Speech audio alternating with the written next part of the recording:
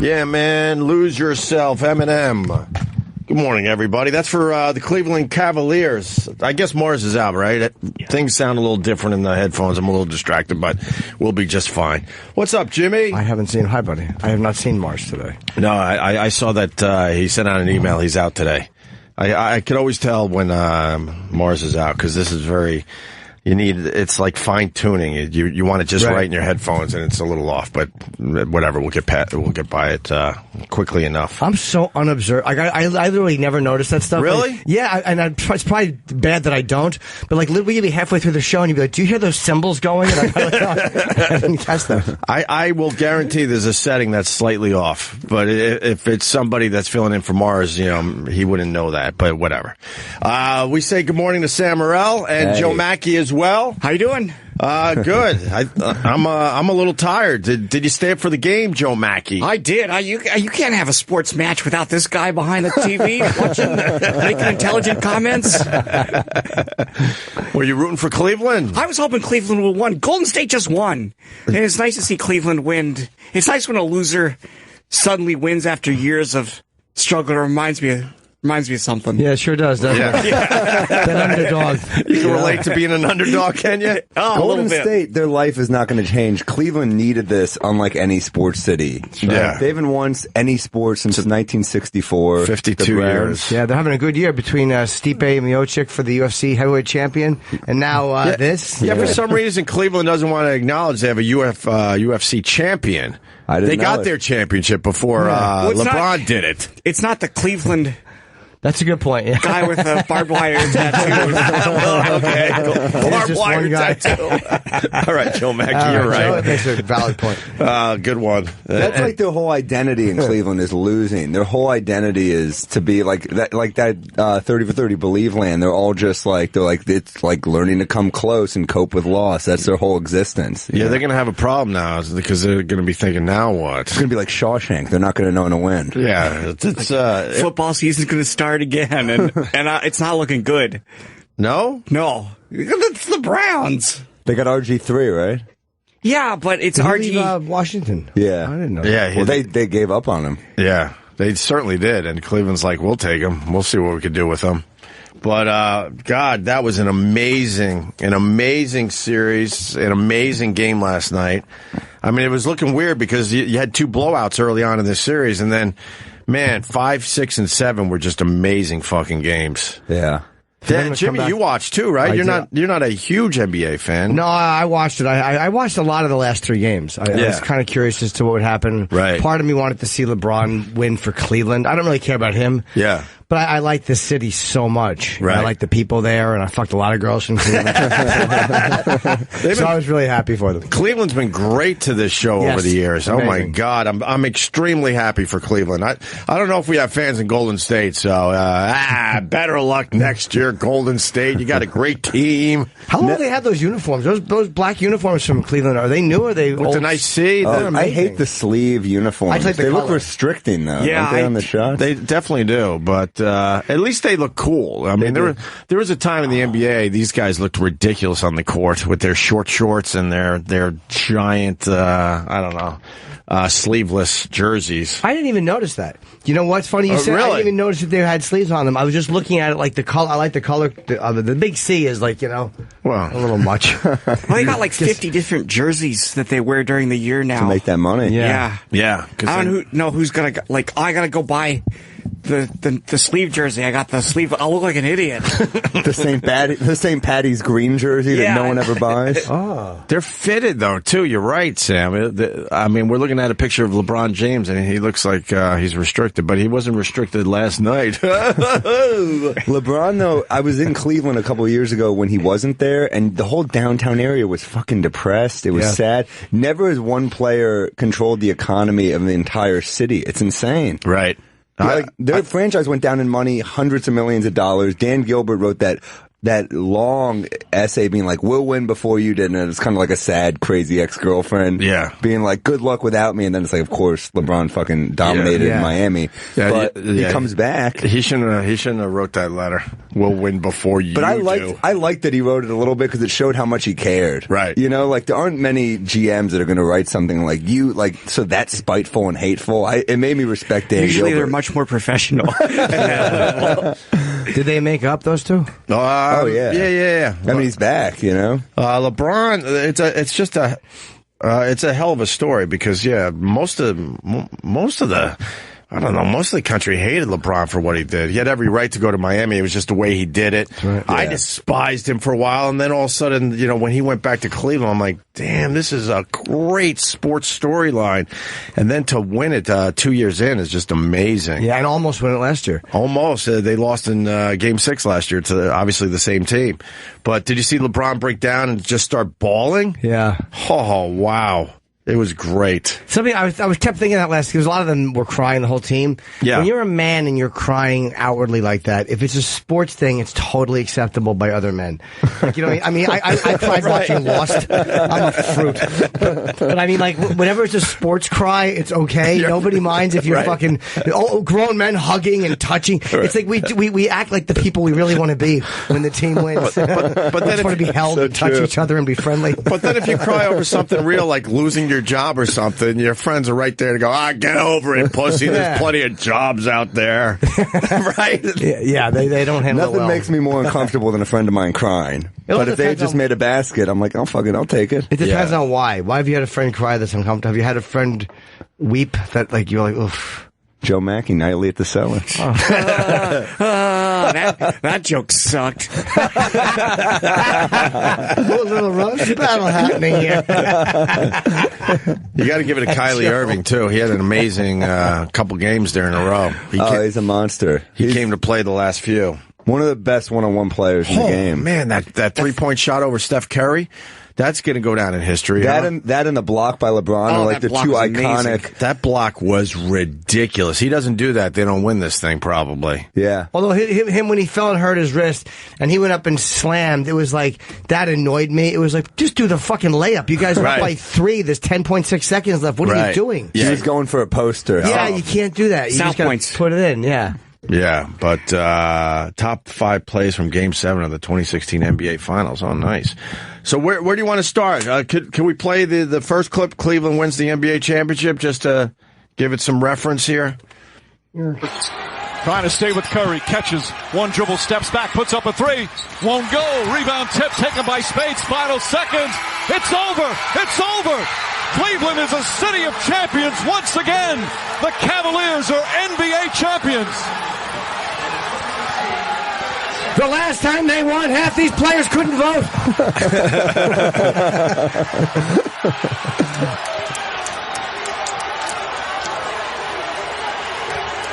Kind of want to get to the point where LeBron just long sports nightmare collapses on the court and just starts bawling. Kevin Love celebrating as like a grip celebrating when a movie wins Best Picture.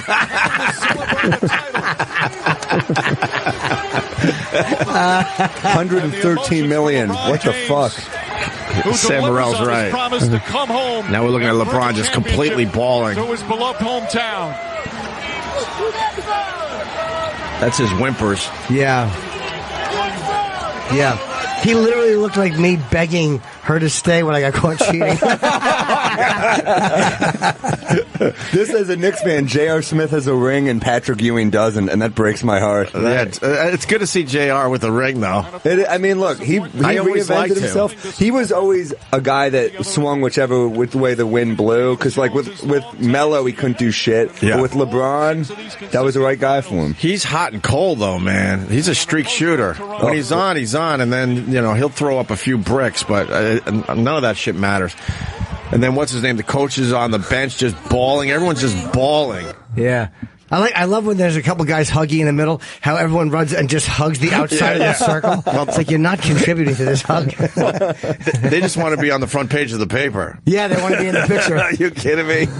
And then good old Doris gets in there for the post-game interview. Fucking James Gum from Silence of the Lambs. I fucked me hard. What was she talking about? She was getting emotional. She was getting emotional too. Good old Doris. Who is she? Oh, she's class, man. She's the best. Oh, you like her? You like Doris? Doris is a legend, man. I don't know who she is. She's been there forever. She's been around for a while, but she got emotional for LeBron James. She did. Kylie Irving and LeBron are hugging it out, and then Doris is getting ready to get in there and talk to LeBron James for the first time. So they all know her after this. Oh game. yeah. She's a legend. She's great. Okay. I had never seen her before. She's like the go-to, reporter. Is she? Wow. Yeah, she's got to. She's one of the best. The coaches in between the quarters and at halftime. She gets the quick interviews because the NBA forces the coaches to talk during a game. I watched that too. I'm like, why would they talk on the fucking? It's the stupidest thing ever. The best is Greg Popovich, the Spurs coach, hates it so openly. So he'll just be like, he'll just give sarcastic answers, and people respect him so much that they all hate having to interview him. It's you got. They don't, but they have to do it. They don't want to do it. Oh yeah, they hate it. They know basketball. They know that they don't want to be interviewed right now. They ask such obvious questions, and he just gives the most obvious answer. It's like, well, he scored 30 points in that half. What are you going to do? We're going to play defense. Yeah. That's all he says. It's great. Yeah. We've played some of the Popovich on the show. Really bad. Oh, we have to find one or two for you now. Because he's like, all right, I'll do this because they're forcing me to do it, but you're not going to get anything great from me. That made me want to watch basketball again. That was so exciting to see that. That made me want to watch. It was an exciting playoff season. Yeah. I watched more this year than I have in many, many years. So this is the equivalent of when the Red Sox won the World Series. Like, I'm a Yankees fan. I still felt happy for those Red Sox fans because they went their whole life. They're watching with their grandparents who never experienced that. That's what these Cavs fans are experiencing. So I think it's great. And they said 30% of the people up there are either are either dead or alive. As far as seeing the last championship for Cleveland. Now I got to remember what they said. Shit, if you could look that up. But I think they're down to only 30% of the people up there are still alive from the 1964 Browns winning it all. Wow. And the Cavs have never won it. No. Here, go to Doris as you look that up there, Eric, please. Here's Doris talking to LeBron James. We'll get in a minute, but he is still crying tears of joy. Tears of joy. So LeBron, now will you put the lotion in the basket? LeBron, as soon as that buzzer sounded, your emotions let loose. Can you describe what you're feeling right now? Bello, was she a great big fat person? She's trying to hold it together. You got to go back and hear her, with her question too for LeBron. Crying tears of joy. Listen to tears of joy. LeBron. I'm sorry, Doris. No worries, Kyrie. LeBron, as soon as that buzzer sounded, your emotions let loose. Can you describe what you're feeling right now? I'm taking my talents to South Beach. Thinking about Florida and how much I miss the people down in Florida. Well, if I didn't win this year, I was going to leave again. So thank God we won it this year. LeBron, when I cut diamonds into that fat girl's back, I wanted to make a vest for myself. Is there anything like the way you feel? My fingernails are dirty. I set out a goal 2 years when I came back to bring a championship to this city. I gave everything that I had. I poured my heart, my blood, my sweat, my tears to this game. Need more fluids. Yeah. Against all odds. Against all odds. I don't know why we want to take the hardest road. I don't know why the man above gives me the hardest road, but it's nothing to man above. I wouldn't exactly say the man above gave you the hardest role. No. You're 6'8" and 260. Exactly. Oh, you can dunk from the free throw line. This is going to be really challenging, though. Yeah, boy, God really stacked the odds against you, didn't he? He made you a giant man with a gift. Well, now we know what God was up to instead of, looking out for those people at the Pulse nightclub. Yeah, exactly. He wanted to make sure LeBron and Cleveland got their championship. Now it all makes sense. Yeah, he's like, let ISIS do what they want. I'm going to put this on this guy right here. Right because the odds are against them. This is a much bigger story. My favorite part is how hard you realize they all work, not only on the court, but like they all have like 15 kids come out at the same time at the end of the game. When they take that group picture. Oh yeah, they all have like 12 kids. Yeah. Don't put you in situations that you can't handle. And I just kept that same positive attitude. Like, instead of saying, why me? They're saying this is what he want me to do. And why would you say why me? I'm happy he won, but why would you be questioning why me? You've won 2 championships. There's something about like having millions of dollars in success since you're a high school kid that like makes you lose perspective. Maybe, when you say why me, people are like, oh, I have to go work at my regular job where no one even claps. Nobody ever claps. Sure, whenever you do your job, you don't think like after you're done making fries, people are like, yes, like, put it on a poster. With the weird week we all had as a nation, it's kind of strange to throw God into that between the Pulse nightclub and a little beautiful looking kid getting eaten alive by an alligator. Not eaten, obviously. He was drowned, but you might want to leave God out of it. Yeah, that's why it's nice to have sports. A little distraction from everything there, Joe Machi. Yeah. Oh, yeah. Maybe that's it. We just like the fact that they kind of take us out of the awfulness of everything for a little while. Right. But, yes. That was exciting, man. Fuck.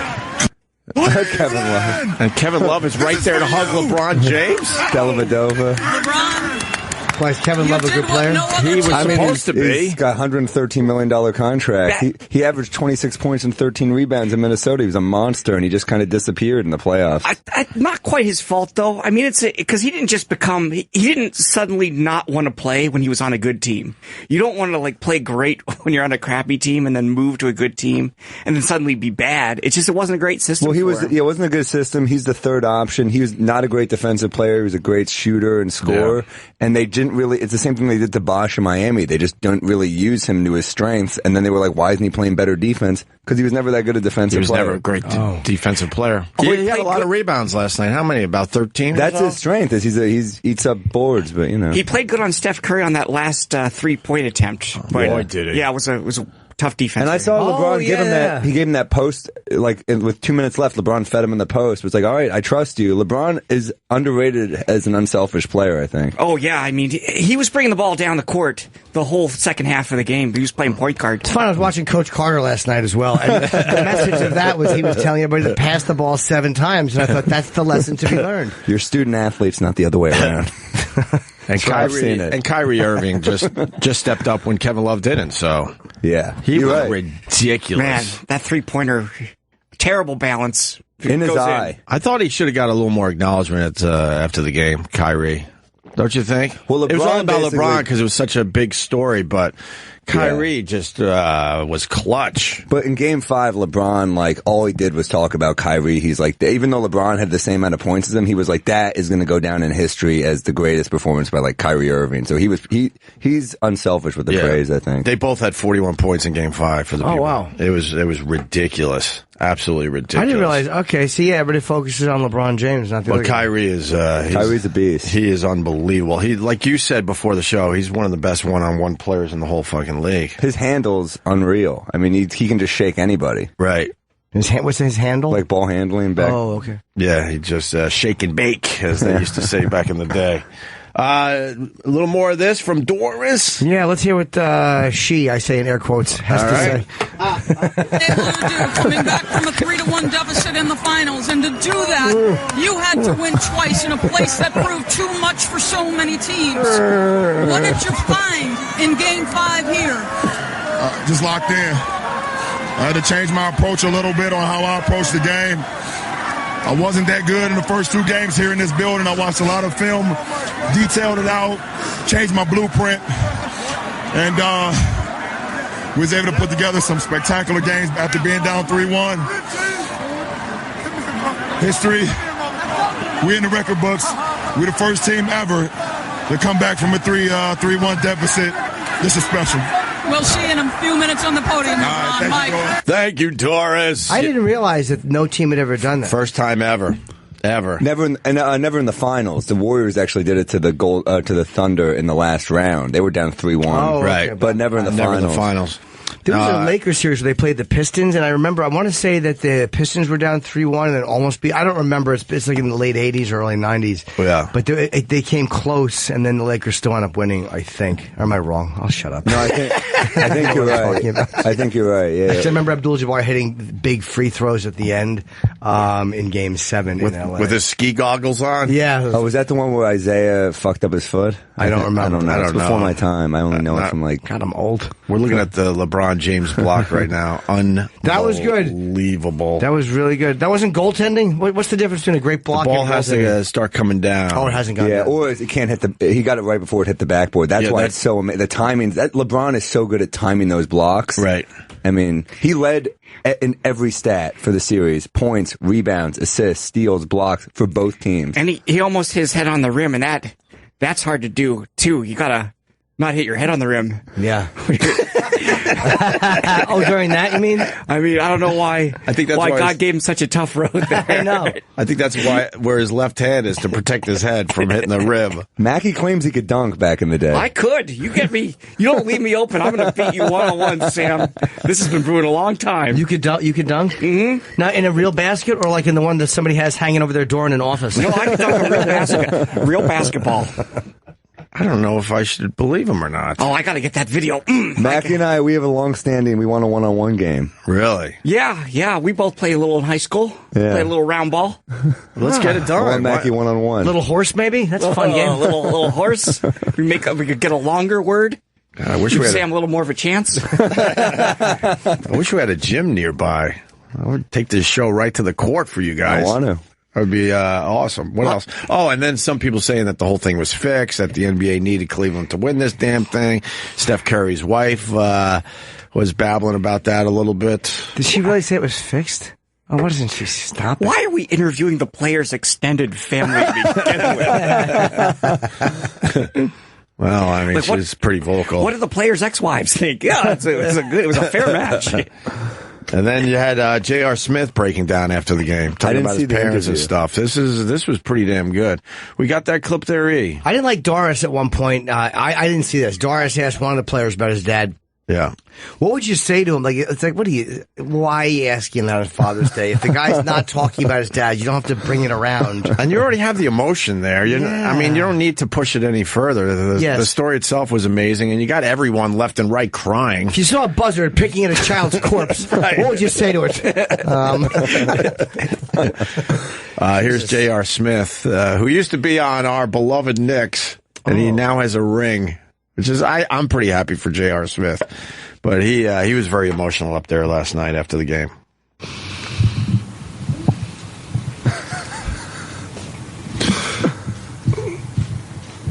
I mean, my parents, my family, that's the biggest inspiration of my life. I've been in a lot of dark spots in my life, and if it wasn't for them, I wouldn't be able to get out of it.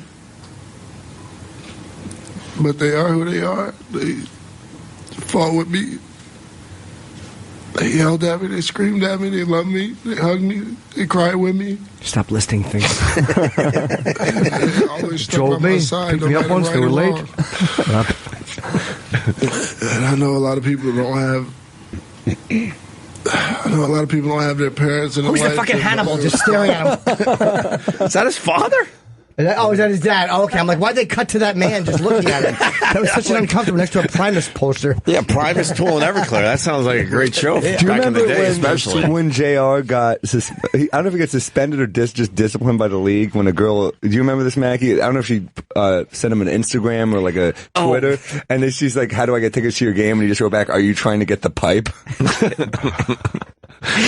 And he got in a lot of shit with it, and they make t-shirts, do you want the pipe, with his face on it. Awesome. Did he put it on his regular Twitter? Like, Yeah, not I the think direct so. message? Yeah, just like it was just out there. He's an NBA player, you know? But why the NBA's got to leave these guys alone. But they don't, because they're still, I mean, I love it. It's like that I love all Mutombo that story. shit. The classic Mutombo story about him walking to a party who wants to fuck Mutombo.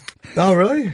It's great. Yeah. They probably know that they can't control it, so they try to keep it under wraps. It was like Coach Carter was saying, it's all about teamwork. It's all about teamwork, and it's about being a team. Were you really watching Coach Carter last night? I was, yes, I was. I was spiraling into mental illness alone in my apartment, looking at my window drafty, all making noise, and I'm literally thinking, should I throw myself out? That's probably not the solution. Is it still drafty? It's worse now than it was. I'm out of my. I have audio, which I'm not going to play now because it's going to annoy me too much. But I'm going to get better audio today of it. It's literally like a fucking tsunami. Wait, when do we get to play the audio? The last thing later on? I'll get better audio today because I blocked. I literally had fucking paper towels around my. Can't they just caulk that shit or something? Is it a quick? It sounds like it should be a quick fix. No, they fixed the handle. The handle was broken and they made it worse. So it's a whole thing. God. And then I found another construction's wrong, so the window can't be fixed because the way it opens up. It's a long story, but I don't want to interrupt the NBA talk with this, but it's like terrible construction. I'd rather hear about the drafty window. It's so upsetting. You hear me on the tape just going, what a piece of shit. What a piece of shit. I was so angry.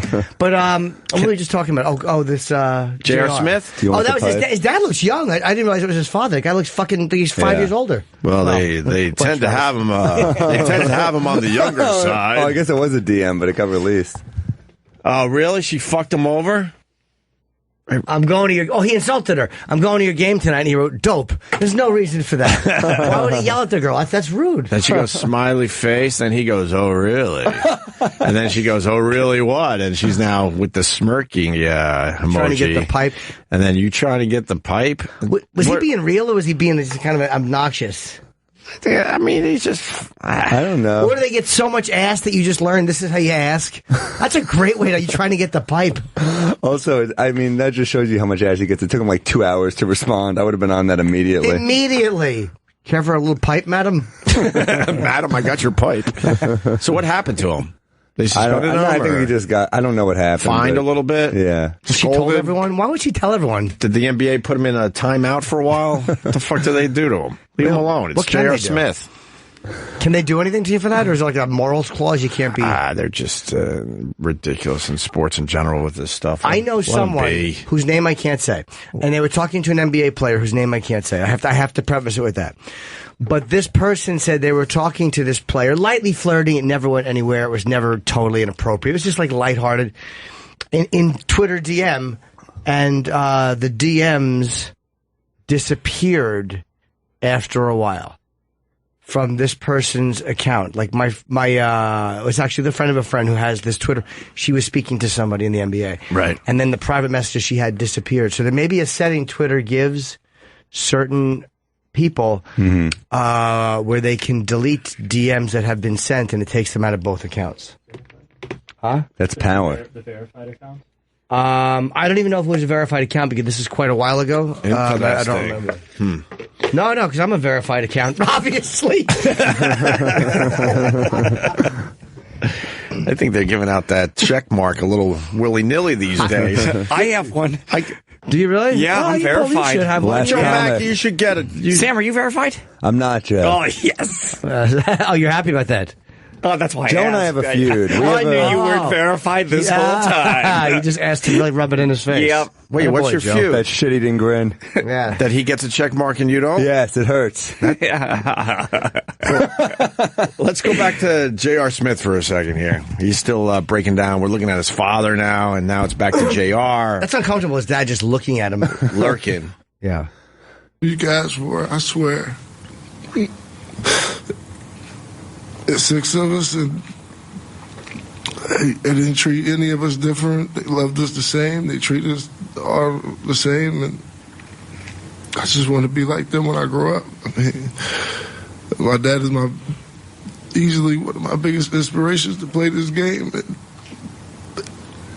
to hear people talk bad about me, it hurts me because I know it hurts him. And that's not who I am. He doesn't look hurt, by the way. The father off camera looks like the check just rolled in. No kidding. That's the happiest looking calm dad. Like, just shut up, you blubbering fruit. He also just opted out, so he's about to get paid. I mean, he would have had like $10 million over 2 years, and they'll get way more than that. And they're going to want to keep him in Cleveland, right? I would think. I would think so, too. Keep the team in. Yeah, don't break up the team. Don't pull a Florida Marlins. As soon as you win, you fuck it up and get rid of everybody. Oh, God. Well, Jefferson's retiring. Who's Jefferson? Richard Jefferson's retiring? He announced it last night.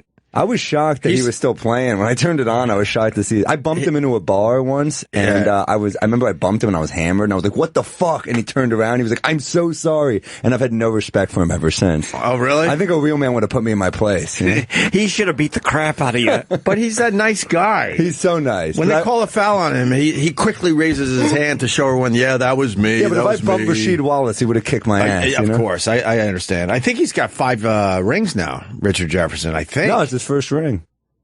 He came close twice in the net. George Jefferson, he's got 5 rings. Oh, George has.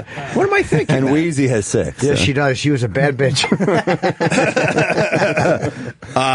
But he said it was time to retire when he saw a picture of him guarding Del Curry and then him guarding Steph Curry. He's like, oh, boy, maybe it is time.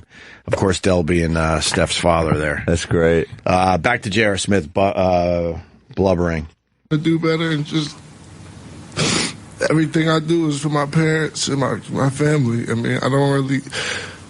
The cars is nice, the houses is nice, but none of this matters without them. I've never seen a less emotional man than the dad looking back at it. He looks uncomfortable and like, I wish this would end. He wants to slap him and tell him to get a hold of himself. Yeah, you make. I'd rather hear people talk badly about my son than watch him break down crying in front of me. Right. Yeah, I think I agree. I wouldn't be here. I don't know where I would be. Honestly, if it wasn't for them, if it wasn't for the structure and the backbone that I have, I wouldn't be able to mess up and keep coming back and being able. Has he messed up a lot? Oh boy! Besides the pipe one. Oh, I mean, he's kind of a head case. He would just take horrible, low percentage shots all the time. I think it'd be kind of a liability for a lot of teams. Like he was like a high talent, not reaching his potential guy for years. Okay. Very streak. World champion. When he's hot, he's ridiculous. But when he stinks, he stinks. It's no consistency. There's no in between with right. You would agree with that, Sam? Yeah, more or less. No question. But he kind of LeBron. I think having a guy who can create shots for people changes everyone's game, and he kind of just became more of a standstill shooter instead of he would take people off the dribble too much, and they'd be low percentage shots. They'd be fadeaways, and when guys take that, it takes the whole team out of the game. And with LeBron, he would take higher percentage shots. I think. Plus, LeBron's an unquestioned leader. So there's someone on the court being like, yeah, don't do that. Whereas the Knicks, he could kind of do what he wanted. Yeah. Will LeBron tell him don't do it or no? Oh, yeah. LeBron holds people accountable. Yeah, LeBron would get right in your face. But in New York, he got away with everything. He was partying there was that whole thing with Rihanna during the playoffs that he was partying. And then he also got away with it. Like they drafted Chris Smith, his brother, to play on the team. And his brother, he just wasn't a good player. They just got him to appease JR, basically. So he was like last on the bench. Just to make him happy, but you can't just do that. You got to keep people on a short leash to try to keep him calm. Maybe. Yeah. He's just about done here, J.R. Smith.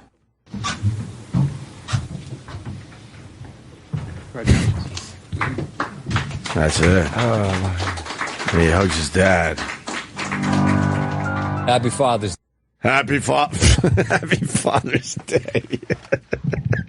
That's all. Gives him a one-arm hung like, all right. Oh, Jesus. Get a hold of yourself. Right. Dragging the family name to the mud. Right, I'm embarrassed. But I do know what kind of car I'm getting, so thank you, son. Thank you, his father's just thinking of that fucking Lexus with a fucking bow on it. Thank you. And now we go to LeBron, post-game, at the podium. Do we have that? Yerk. We just have him on the court? Weird. I thought we might have had a little LeBron James action after the game. I'm going to guess he was not emotional at the press conference only because he blubbered so much. Look at that shot. He got it all out. Right. Oh, God. This one's for you. Yeah, we did all those. All right.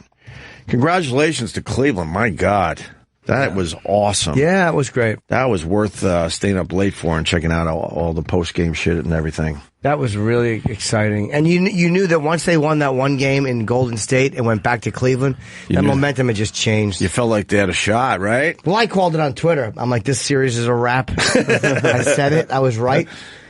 Suspending Draymond Green for Game 5 really changed the energy. The whole momentum. Yeah. What did he do? Well, Draymond had been kind of, I don't want to say troublemaker, but he kicked Steven Adams in the nuts. He's kicked with his arm? Is that with his Dude, he kicked a bunch of people in the fucking balls. I almost thought the suspension this series was because of that last thing. They're like, oh, he kicked that other guy in the balls. We really should have suspended him. Yeah, we dropped the ball. This was not nearly as bad.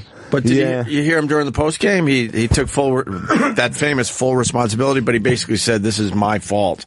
Wow, that he fucked up the whole series by getting suspended. He can do it all. Yeah, well, he had a ridiculous game last night. Yeah, I think he had 33 points, something like that. Wow, he's another 5-tool guy like LeBron. I mean, Draymond's a great player, but I think he was one rebound away from a triple-double himself. That's what he does. I mean, he did basically LeBron standing up to him in Game 5 or Game 4, I guess is when it happened, is what I think did it, because when you have a superstar stand up to the bruiser like that, because Draymond's kind of like the glue guy, the bruiser on the Warriors.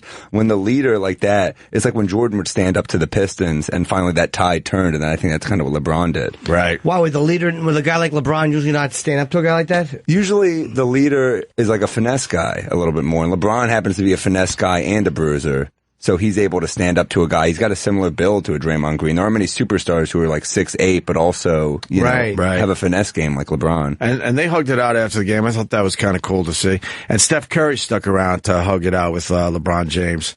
And Klay Thompson, he said, "Fuck this," and he left the court immediately. And he was the one that started that shit after, what game was it? Game 4 when he and Curry questioned LeBron's toughness, basically. And then LeBron was laughing like, okay, and then basically he was talking about how he's got to take the high road again, but he will take the high road again. And then in the end, Klay Thompson just didn't congratulate anyone. He left the court immediately. He plays for Golden State? Yeah. Is he a dick? I don't know much about him in that regard. I don't think he's a dick. He's a great player. There is a thing. There was another funny story with him, though. I guess he was cheating on his girlfriend, and she commented on it. Do I have that right? Where he cheated on his girlfriend, she basically posts on the thing he's flirting on some other woman with. It should be just Klay Thompson cheating. Why does Rihanna keep... Oh, J.R. Smith. Okay. Yeah. Oh, yeah. But did he bang her? J.R.? I don't know. I have no idea. But... He's 6'7". No, I don't think Clay's a dick. It's Klay. It's Klay. It's Klay Thompson. Not Draymond. Yeah, Klay. But basically, I don't expect that kind of sportsmanship. With a K too, doesn't he? Yeah, it's a K. But LeBron and Steph, that moment in this, like 2 minutes left, where it's that heated, they're both at each other's throat, and they had one moment where like LeBron patted him on the back. I was like, oh, that's a fucking amazing. That's like an iconic. That should be like an iconic shot forever, to have two guys this great, the two best in the world, and they have that kind of sportsmanship in the finals in a Game 7. How good is Jeff Curry? Jeff Curry? Jeff Curry. Steph? Oh, Steph. I thought you were going for... I am. I'm joking. Oh, okay. How many points did he have yesterday? 20, I want to say he's not that big a guy, right? Nah, he's like 6'3". Oh, okay. He looked kind of short. I watched him shoot one. He shoots almost like me, but better. Like from the chest. There's a weird way I watched him shoot. I'm like, he doesn't shoot like most He doesn't need players. he doesn't need a lot of room between him and the defender to get that shot off. That's what makes him pretty amazing. Yeah, there we Hannah Stocking. Wait, go up to the headline. Wow, is she nice? Hannah Stocking put Klay Thompson on blast for cheating last night on the Twitter. Is that his girlfriend? I guess. That's his chick. Why am I surprised an NBA player has a hot girlfriend? What a naive boy I am. Fucking fool. You just see that goatee and you're shocked. So I guess Hannah Stocking writes, so I guess he really wanted that tag to get his numbers up. Then she writes, I told him I'd mention him if he kept harassing me. Then the next one, when you catch your man naked in bed with a groupie, LOL, at Klay Thompson. So I'm guessing she's the girlfriend. Is that her? I guess. And I guess he fucking keeps talking to her because she caught him cheating. I don't know if she should have used LOL in that tweet. Yeah, it's probably the laughing matter. Seems a bit heartbreaking to use the old LOL. Are they still dating? I don't know. Boy, being a player, no wonder they come in, these women. Look at her. Who would pull out? You'd pull out of that? Come on, I challenge you. I'd hold her hiney and put a baby in there. I'd stay in there until I went soft. How great would that game show be? I challenge you. It's just called I challenge you. That's funny. I challenge you to pull out of this girl. Wow. It's just called I challenge you. And it's a new hot piece of ass every week. Yes, I know a comic who told me he smoked a blunt with Klay Thompson, and I think it's like, I'm so naive. I was like, they smoke pot? But of course they fucking do. Of course they do. Look at her fat rump. That's a big hiney. Yeah, that's a shapely hiney, I should say. It's not a big hiney. Oh, would I give nice her hiney. awful rogering? Yeah. I do a terrible job. Oh, my God. Wait, let me see this vulgar. That was a weird shot, though, in a way. That was a weird one. It looks not like she's that a one. dwarf, but she's not. Yeah, that's a weird fucking shot, isn't it? It's a large rump. Yeah, sticking out the side like that. Imagine her on the pool side. Tweet out my that fucking stupid fat stomach hanging over. Tweet out that picture. That was a weird shot. She's very shapely, but that dress kind of... I don't know where you could wear that dress. That's a very practical point, Joe. Good old Joe Machi. Exactly. No reason to sexy it up. Well, Joe has a logical question. Where do you think that she could wear that dress, Joe? There's got to be one place. What do you think? One place she could wear that dress. I don't know. Maybe if you had some yoga pants on underneath. You answer the question, sir. That's a god. What a hiney on her. No, that's Clay. Is he still? These girls date multiple players. Like if one guy dumps them, they go with someone else. Yeah, there's definitely groupies. You know how awful you have to be a fucking NBA player and have an ugly wife? Like that's got to be so depressing. Because those guys get probably the hottest girls because everyone knows their face. You think the NBA is the worst as far as these guys womanizing on the road? Probably. It's a long season. It's got to be up there. What do you think, Joe? Baseball or basketball? It can't be football. They only have, 12 to... depending if they make the playoffs. Basketball they don't players, have many shots. Basketball players stand out because they're so tall to begin with. So you walk into a bar, and also like football players, they got the helmets on. Baseball players, you're not on camera most of the time. Even the best player's not on camera most of the time unless you're pitching. So, I think you're right. Yeah, these guys get a lot of exposure. You're right. Yeah, they're on camera and all. Like I saw Hassan Whiteside at the Cellar a couple weeks ago. He's like 7'1". He's a center on the Heat, and they just stand out. Like someone was like, "Is he a basketball player?" And I was like, "Holy shit, that's Hassan Whiteside!" But it was not even a fan that identified him. Wow, these guys LeBron stand was there out. one night. It was LeBron and Wade, right? The whole Miami Heat. All three of them. When you see like a 7-foot guy, you always ask, "Did you play basketball?" And when they say no, I had no desire. You look at them like, "Oh, you fucking what waste." Are you doing? They're lying. You were 7 foot tall in high school. They're lying. They're just shaming that. They're saying that to shame Whitey. They're saying that so you feel guilty about asking. I'll tell you one. He's a friend of ours, Penn Jillette. He never played sports, and he's what, 6'7"? Is he 6'5" or 6'6", or is he taller? I think he might be a little whatever, but he's way up there, and he never really played sports. He had no desire, he said. Yeah. And he said he was recruited by the high school coach, but he was like, it's just not my thing. Can you imagine having that height in high school? Yeah. We all wanted to play sports and have that height. Oh man. All right, let me say hi to Dean in good old Buffalo. Dean, good morning, sir. Hey, Elp, how you doing, guys? A little tired, but man, it was worth staying up for. Out too. There was one other big sports story over the weekend, too, the U.S. Open. I was just telling Sam Morril that sucks for Dustin Johnson because that was a pretty amazing thing that happened to him yesterday, and no one's talking about it because of this Cleveland story. Well, he on the fifth hole, he was ready to address the ball, and the ball moved. Yeah. And he said he never touched it, but the USGA official said, well, maybe later we're going to give you a one-stroke penalty. Yeah. And they had to tell everybody on the course, and everybody's like, what the hell's going on? Right. Yeah. And he ended up winning by 4 strokes, so it didn't really matter. But yeah, he said fuck you to the USGA basically by just winning it outright. But it's a dumb rule. If you're addressing the putt and it moves, they give you a 1-stroke. I thought it was a 2-stroke. What's that mean? I thought it was a 2-stroke penalty. Also, What's that mean? He was lining up his putt, and he took a practice swing, and the ball oscillated just maybe a centimeter. And he went to the rules official right then and said, "Hey, it moved. I didn't touch it." Yeah. The rules guy said, "Okay." It's not. We're not going to take a penalty he didn't shot. Accidentally hit it. No, he didn't. It was just a coincidence. It was the greens were the U.S. Open was so hard because the greens were so fast. But he Windy didn't hit greens. The putting green. Okay. It's a great name for a character. What he asked at the time, and then later in the round, they said, "Yeah, you know what we said about how we're not going to make a penalty stroke? We might." Yeah, they gave him a "we might." Joe Machi is absolutely right, and they were going to decide after the fucking round, and then after the round, even though he won by how many strokes in the end? 3 or 4? 4. -4. 4, and then they said, "Yeah, we got to give you a penalty on that." It's so dumb, and a bunch of players came to his defense on Twitter. I think McIlroy did, Jordan Spieth, and Fowler did as well. Tiger Woods did too. Oh, really? Yeah. They're all like, this is complete bullshit. The U.S. Open is known for making their greens really slick too, which makes it even worse. You know, he was over his putt and it moved. He didn't cause that. Can we to see fucking that? I want move. to see what that looks like. Dude, it moved a dimple. I mean, you could barely see it moving even. And he was the one that called in the rules, you know, the official and said, look, it moved. Oh. Or I don't even know if most people would have noticed. Yeah. Did you notice it moved, Joe Machi? Did you see this? Someone put it on a vine and a loop, and you could see it move, but it was so slight. minuscule, but you didn't see his putter touch it. Right. And DJ's the one that blew it at the U.S. Open last year in front of his father-in-law, Wayne Gretzky, his knockout wife, and his new kid, his new son.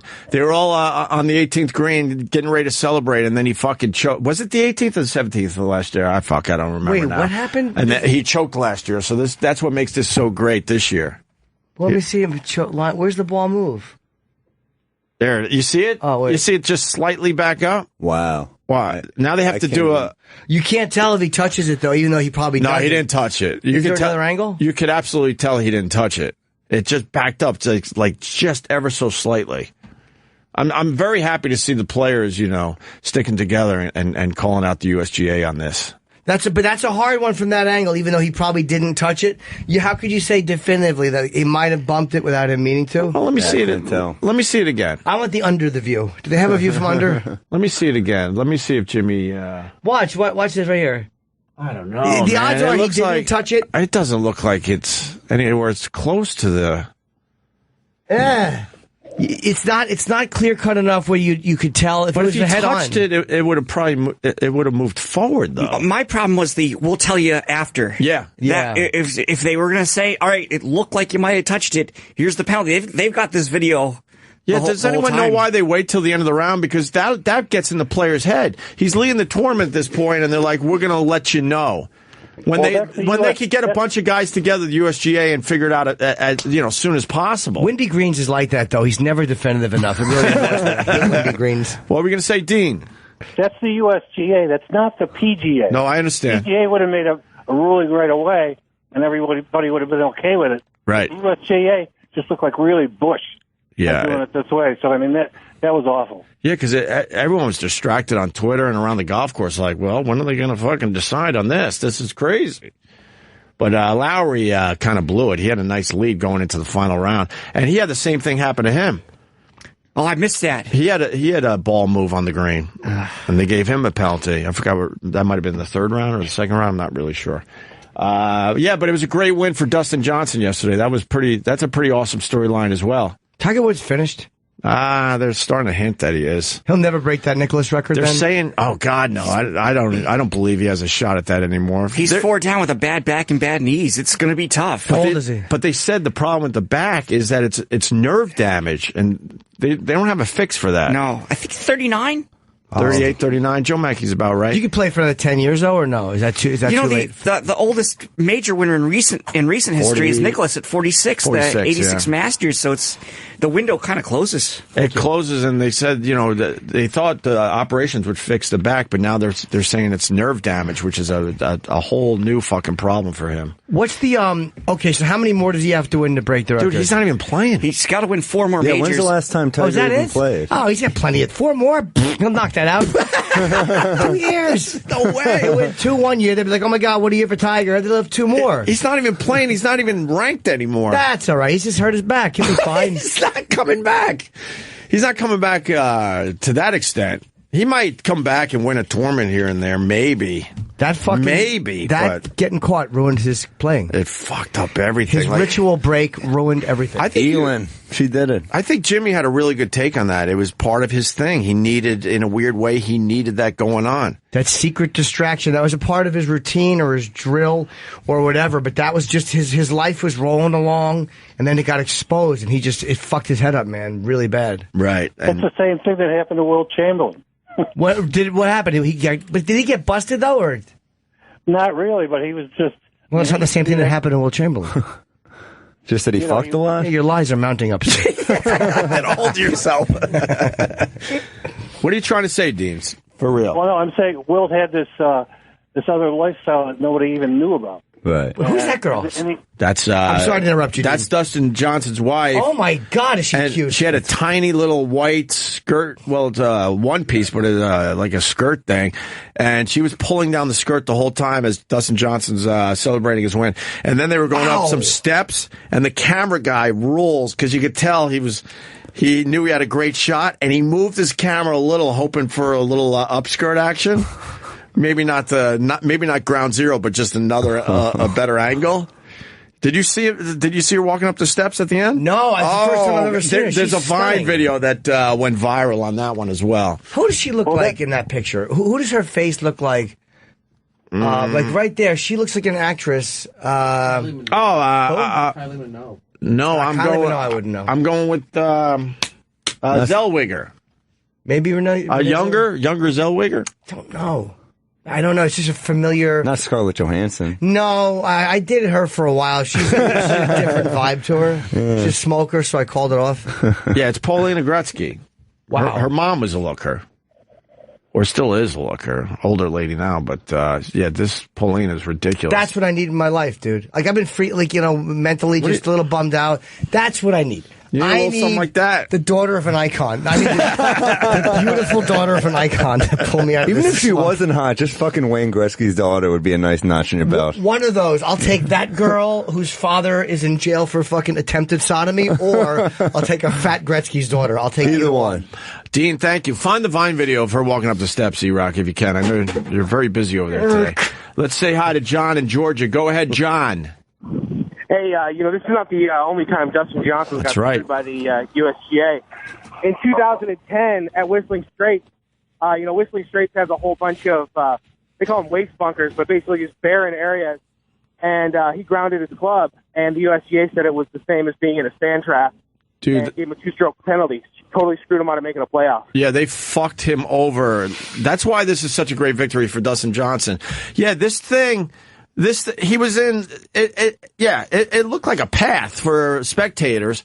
So he grounded his club. When you go into a sand trap, you can't ground your club.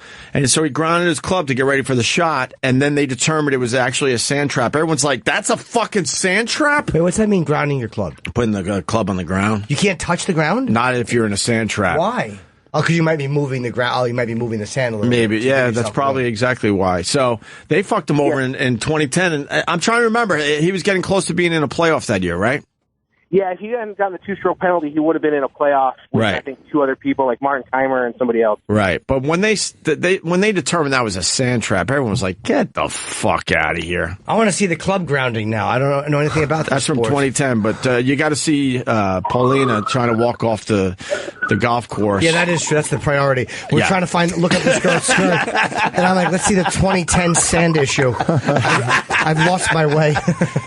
She was trying to be classy, but the whole time she was trying to pull her skirt down because it was a bit on the short side. God, is she pretty. It was a bit on the short side. Curving in the Yeah, nice John, ways. thanks for that. I was trying to remember all the details of that. I forgot that he grounded his club. I was trying to remember exactly what happened. She is lucky. Yeah, you guys have a good one. All right, John.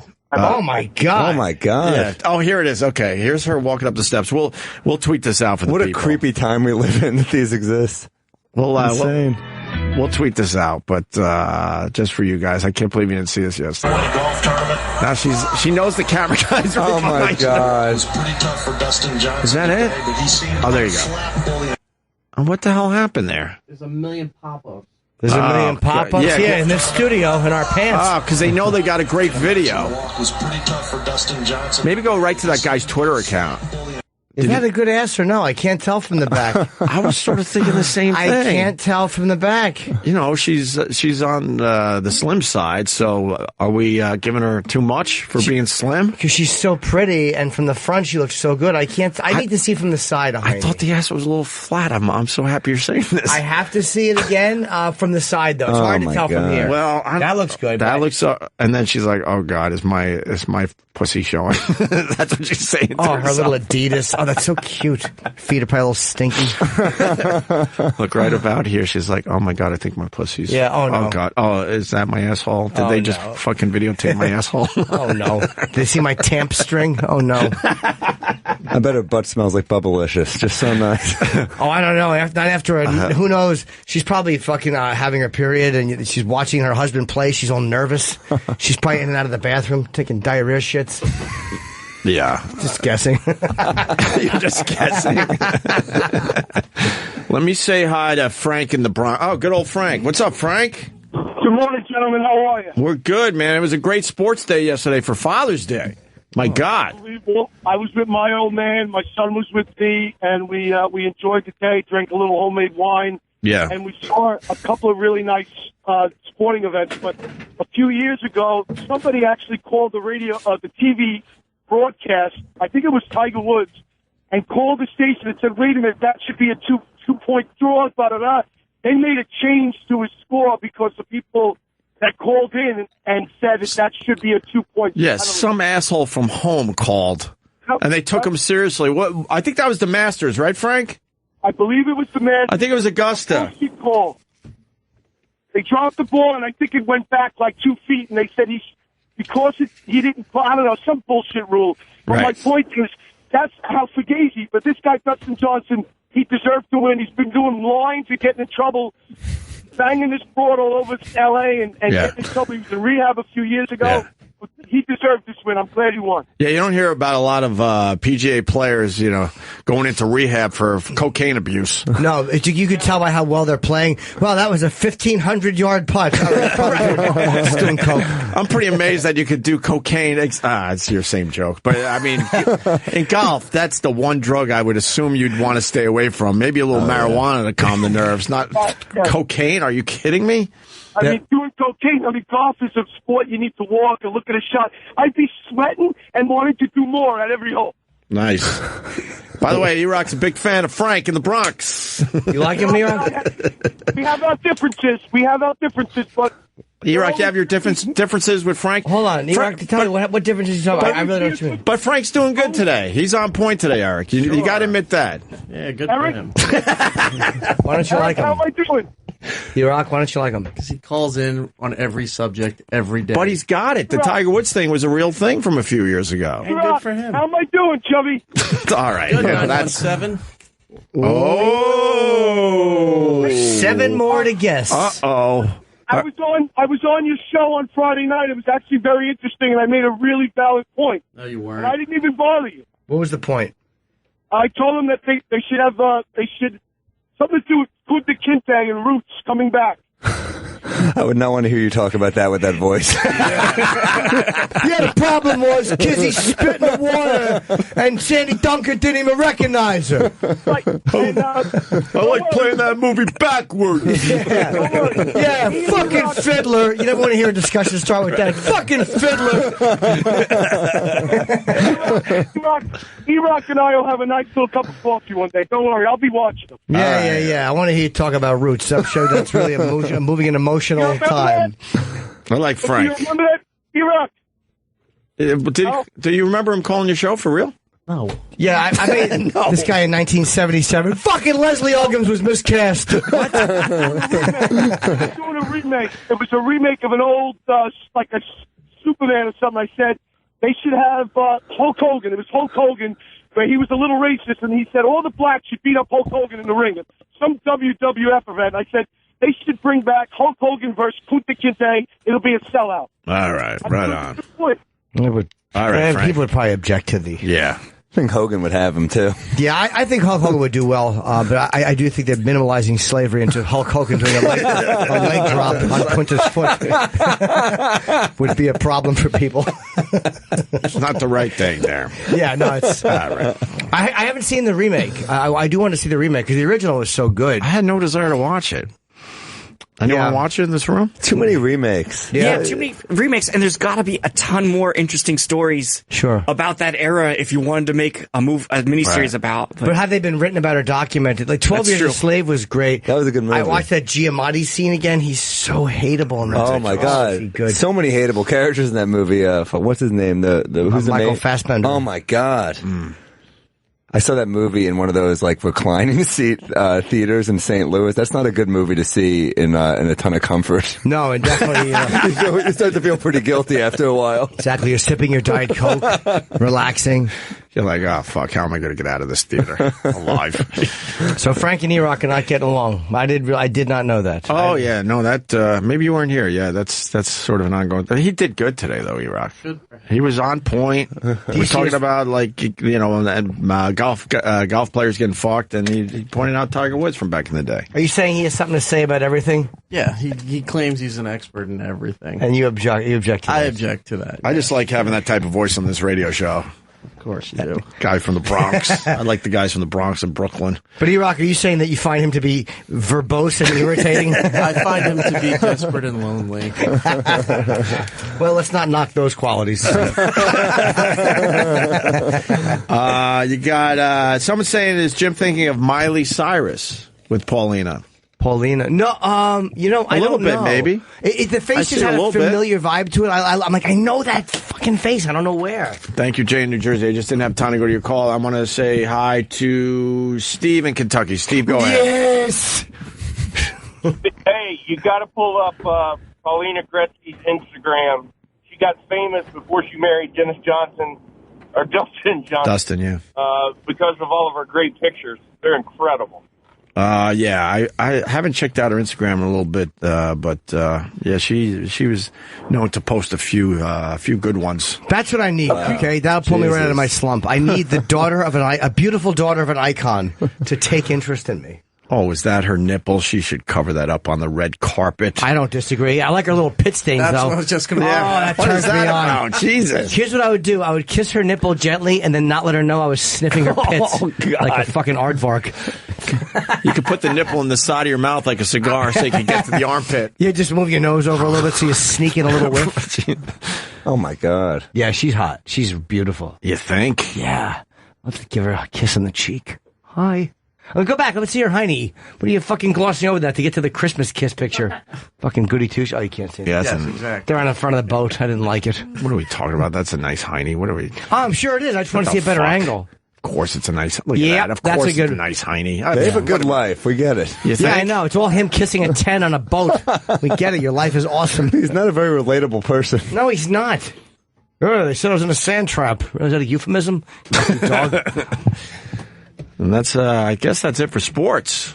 By the way, I've had enough of this. Could you go up a little bit, E-Rock? What happened? The very cute kid they have there, but I've had enough of the fucking dog nose and the little tongues on Instagram pictures. Snapchat, sorry. Snapchat filters, yeah. Yeah. Stop it. It was fun for a little while, right, guys? For a little while, sure. Maybe 2 days. But now every girl thinks she's cute. Like, whoa, look, I've got a funny dog nose. No, you don't. Look at my dog nose. I don't go for Snapchat. What about face swapping? You like that? No, but any woman that had to date me would. The face swapping's a little strange. Yeah, you said sitting wrong. No, what is face swapping? It's another Snapchat type thing. Oh, it gets a little strange, the face swapping. I've seen a few tweets where they've swapped my face out with people. They swapped all of us out. That was creepy. It is creepy, right? Me and who was it? Me and fucking Jerry O'Connell. I was like, oh, that's right. Oh my God. I did see that photo on Twitter. That was bizarre. Even I couldn't say like Jerry O'Connell's face would even I could ruin. Like he's a handsome guy, and my body, even his face didn't look right. It just looked wrong. It's not as good as Jim Bobo. Jim Bobo is my favorite Jim thing Bobo? ever. Yeah, that's pretty good. Or Giant Jim. Giant Jim. Big Jim is okay, but that Jim Bobo is like disturbing on a fucking cellular level. Honestly, we're on her Instagram now. Wow, wait. Yeah. Look at that elephant in the back. Lucky him. What elephant? Oh, there's an elephant in that picture. We go back. Let me see them on the plane. What is that? They're on a private plane, the three of them, or no? Yeah, I would assume that's. No, that's a commercial. No, you're right. That is a commercial flight, but there's three together. Is that Coach or no? That's not Coach. Wow, that looks like a great way to fly, huh? It does, but why are they all like in cushy seats? Because it's going to Australia. But they have three across that business? Probably business class, yeah. Boy, I'm really focusing on the wrong things here. Fucking, we're looking for a picture of a beautiful clit. And I'm like, I wonder what kind of service they got at that. What airline is that? You can tell how much you fly. You're like, oh, look at that seat. Yeah. The middle seat's not even bad there. Wonder if you got any Biscoff cookies. Yeah, I've really Yeah, we lost were looking my at way. the other seat. Oh, my God. Now she's got a little monkey on her shoulder, huh? Yes, well, that's a euphemism for addiction. Oh, yeah. Snoop Dogg went on a tirade about the new roots. Yeah, he didn't like it that he's like focusing on, wow, she has a nice hiney. Oh, it's interesting. We posted a video of Judd Apatow sticking up for Ghostbusters, and people are fucking pissed off. It's so weird. Pissed off why? Anyone who has like a really strong opinion on Ghostbusters is kind of weirding me out right now. But women cannot bust ghosts. But what's strange about it, Judd Apatow actually has seen a chunk of the movie, and he said it's hilarious. Didn't So he that's produce different it? than the other people that are just throwing their opinions out there without even seeing seeing anything. He has a real opinion on it. He said it's really fucking funny what he's seen so far. And E-Rock's criticism was valid, though. Like, he didn't like it because he felt it didn't, like, whatever, if you wanted this ghost. But he had at least had a logistical reason he didn't like it, so that made sense. Right. Young E-Rock makes good sense when it comes to logistical things. But they're taking it very seriously that they remade Ghostbusters with women. But boom, boom, boom. I hope I like this more than the original. I never liked the original that much. It was Uncle okay. Buck, did I hear you say in the background, or am I hearing things? Uncle Buck with Chaz Bono. That's going to be a big bust. No, I didn't say that. Okay. As long as they get paid 7 cents on the redoing dollar, Uncle I'm Buck, cool with right? it. Yeah, it's a TV. It's the second time they're making it a TV show, and because the first time they did it with Kevin Meaney, because the original was John Candy in the movie. Sure. Then they had Kevin Meaney for the TV show. Oh God, and now it's you can't pull that off. black sitcom. Uncle Buck? Yeah. Yeah. Oh, okay. It's called Uncle Tom. Very good, Sam. All right, jeez. You don't want that one to strike out. Right after we're talking about roots, Jesus. Yeah. All right. Why don't we take a break here? Who's playing Uncle Buck in the black one? You got Epps in there, right? And who else you got? Mike Epps. Oh, Mike Epps. Yeah, you got Wow. Epps. He's I would never have thought him. He's But so who else thin. is in there? I saw a few other. I think it's out now, right? Yeah, I Did it start, believe like, so. last week? I had no desire to check it out. Who would? He's funny, though, man. He is a good Epps is comic. hilarious. Really funny. Who do you warm up for at Madison Square Garden? Was it Dane Cook back in the day? Mike Epps? Oh, I don't know about that. I don't know. I saw him at Madison Square Garden, and he wasn't. He came out to do some. Who the fuck? He's always been like a give no fucks type of comic, though, which I kind of like. I can't believe he would open for Dane, though. I know, but I'm trying to remember who else I seen at the Garden. Was it Louis? No, That was Greer Barnes opening for him. No, I know. Whatever. This is such a dumb thing. I'll remember it though. Positive, I saw him do some time at the Garden for somebody. Shit. John Candy was a Whatever. funny fuck, man. Amazing. Yeah. Absolutely amazing. Second funniest fat man in history after Gleason. Yeah, that's tough to argue. You know, Belushi was very good, but he was not as funny as John Candy. Candy Yeah. had such a He had more range, sensitivity I think. to him. So lovable. What a kiss his big God. fat face. He could pull off the dramatic stuff, too. Absolutely. He's just he was great in everything. I think of that corny scene in Planes, Trains, and Automobiles, and he somehow made it work, you know? Which one? The one where he's like, I'm the real article, you know? I'm the genuine article. Yeah. Yes. All right, we got Sam Morril in studio. What are you promoting there, Sam? I'm at the Comedy Attic next month, 14th through 16th, the DC Draft House, the 22nd to 23rd July. I'm in Vermont doing the new Burlington Fest, and I'll be in Montreal that month, too, so I'm all over. Nice. And at Sam Morril on Yeah, and I have an Twitter. album called Class Act on iTunes. Yes. Oh, good. Morrill's spelled Morril. Sam Morril on Twitter. Then we got Joe Machi. What's up, Joe? What do we got going on? I got a Comedy Central half hour coming out in August, late August. Yeah, I heard you murdered it, man. It went good. I'm sure he I was did. surprised. You're a very funny guy. Thank you. Yeah, we love Difficult to hang out with, but a good comic. Yeah. On a personal level, he's very I don't draining. care. Well, for you, but- if we're going by hanging out, don't buy Class Act because it's not a good person. It's not a good person. I was wondering how you're going to stick that landing, and you did not. 2-stroke penalty for Joe Machi. Yeah, you almost had it, and then it just rolled to the left. Yeah, your ball rolled on that one. When's your album coming out? I'm going to release it a week before the half hour. Oh, cool. Is that the way they do it? I don't even know what the proper order is. I just figured it's good to have everything come out at once. And it could be a Yeah, remember you said that. Now I'm not so sure. And Jim Norton. Orlando, a ray of sunshine, I'm calling this part of my tour, because Orlando's had a hard time. And a bright ray of sunshine is Jim Norton coming to your town, to the Plaza Theater, which I'm guessing has been reopened since that poor girl was shot. They haven't told you otherwise, right? No, I had heard it was closed, but I'm hoping Oh it my was God, reopened. I forgot about that. I know. That's crazy how... It was, I forget what I was going to say. Oh, the Atlanta the next night. So I'm going to spread my sunshine to Orlando and pick everybody's spirits up. And then I'm going to zip on up to Atlanta and do the same thing. Beautiful. Making everyone happy. Gonna hit the Claremont Lounge in Atlanta. What happened? What's that, a strip club? It's like a 60-year-old women strip club. Oh, but I would. Oh, from that, was that a Vice documentary? Yeah, I think so. Where they went to the I haven't been there in years, but it's like a fun little novelty place. Yeah, there was some kind of documentary I saw in Atlanta strip clubs, and they went to the real shitty one at the end. Yeah, I just said hi to Joe's mom and got out of there. Yeah. Ooh, your mother's a stripper, dude? That's... Sam, I'm not even going to respond to that. Come on, we have like a little roast battle happening here. I kind of like this. Your mother's so old, she should be stripping somewhere. I don't know. Things are heating up. Things are heating up a lot in here. Let's say, let's go to break with this. The Cleveland tourism video that we played a few years back that went viral. Congratulations, Cleveland. We're very happy for you. Yes, we'll be back. Back with Sam Morril and Joe Machi. Everyone's a little tired after that great game last night. Amazing. Really was amazing. 20 lead changes, I think, and it was just going back and forth the whole time. What was the biggest lead? Like 7 to 9 points tops? Maybe 7? Maybe, yeah. It was so close. There's a 7-point lead that they blew. Cleveland blew a 7-point lead in the third quarter, I think. Right. Before we move on to other things, lots going on. We got Lewis in Massachusetts. We brought up the Ghostbusters movie, and Lewis wants to add to that. Go ahead, Lewis. Hey, guys. Hey. So last summer, I did a little bit of extra work on the movie. Big shot. Falling in from your trailer, are you? What did you get to do as an extra? To walk into it? Yeah, well, just Act tell us. frightened? Yeah, what did you do? Yeah. Well, I did about 7 days, and a couple of them were nighttime, running down the street, just look behind you.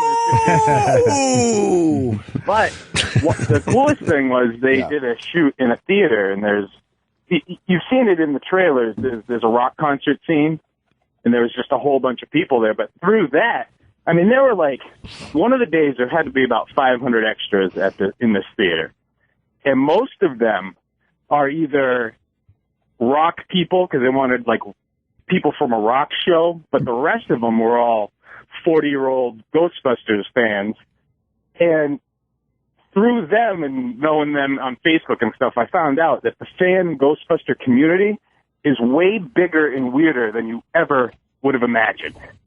Eric, do you know anything about this? I'm a fan, but I'm not part of any community. No, I didn't say you're a fan. Say that again. No. Certainly are. But are they? No, but I Megan's didn't Law is realize written there for your was community.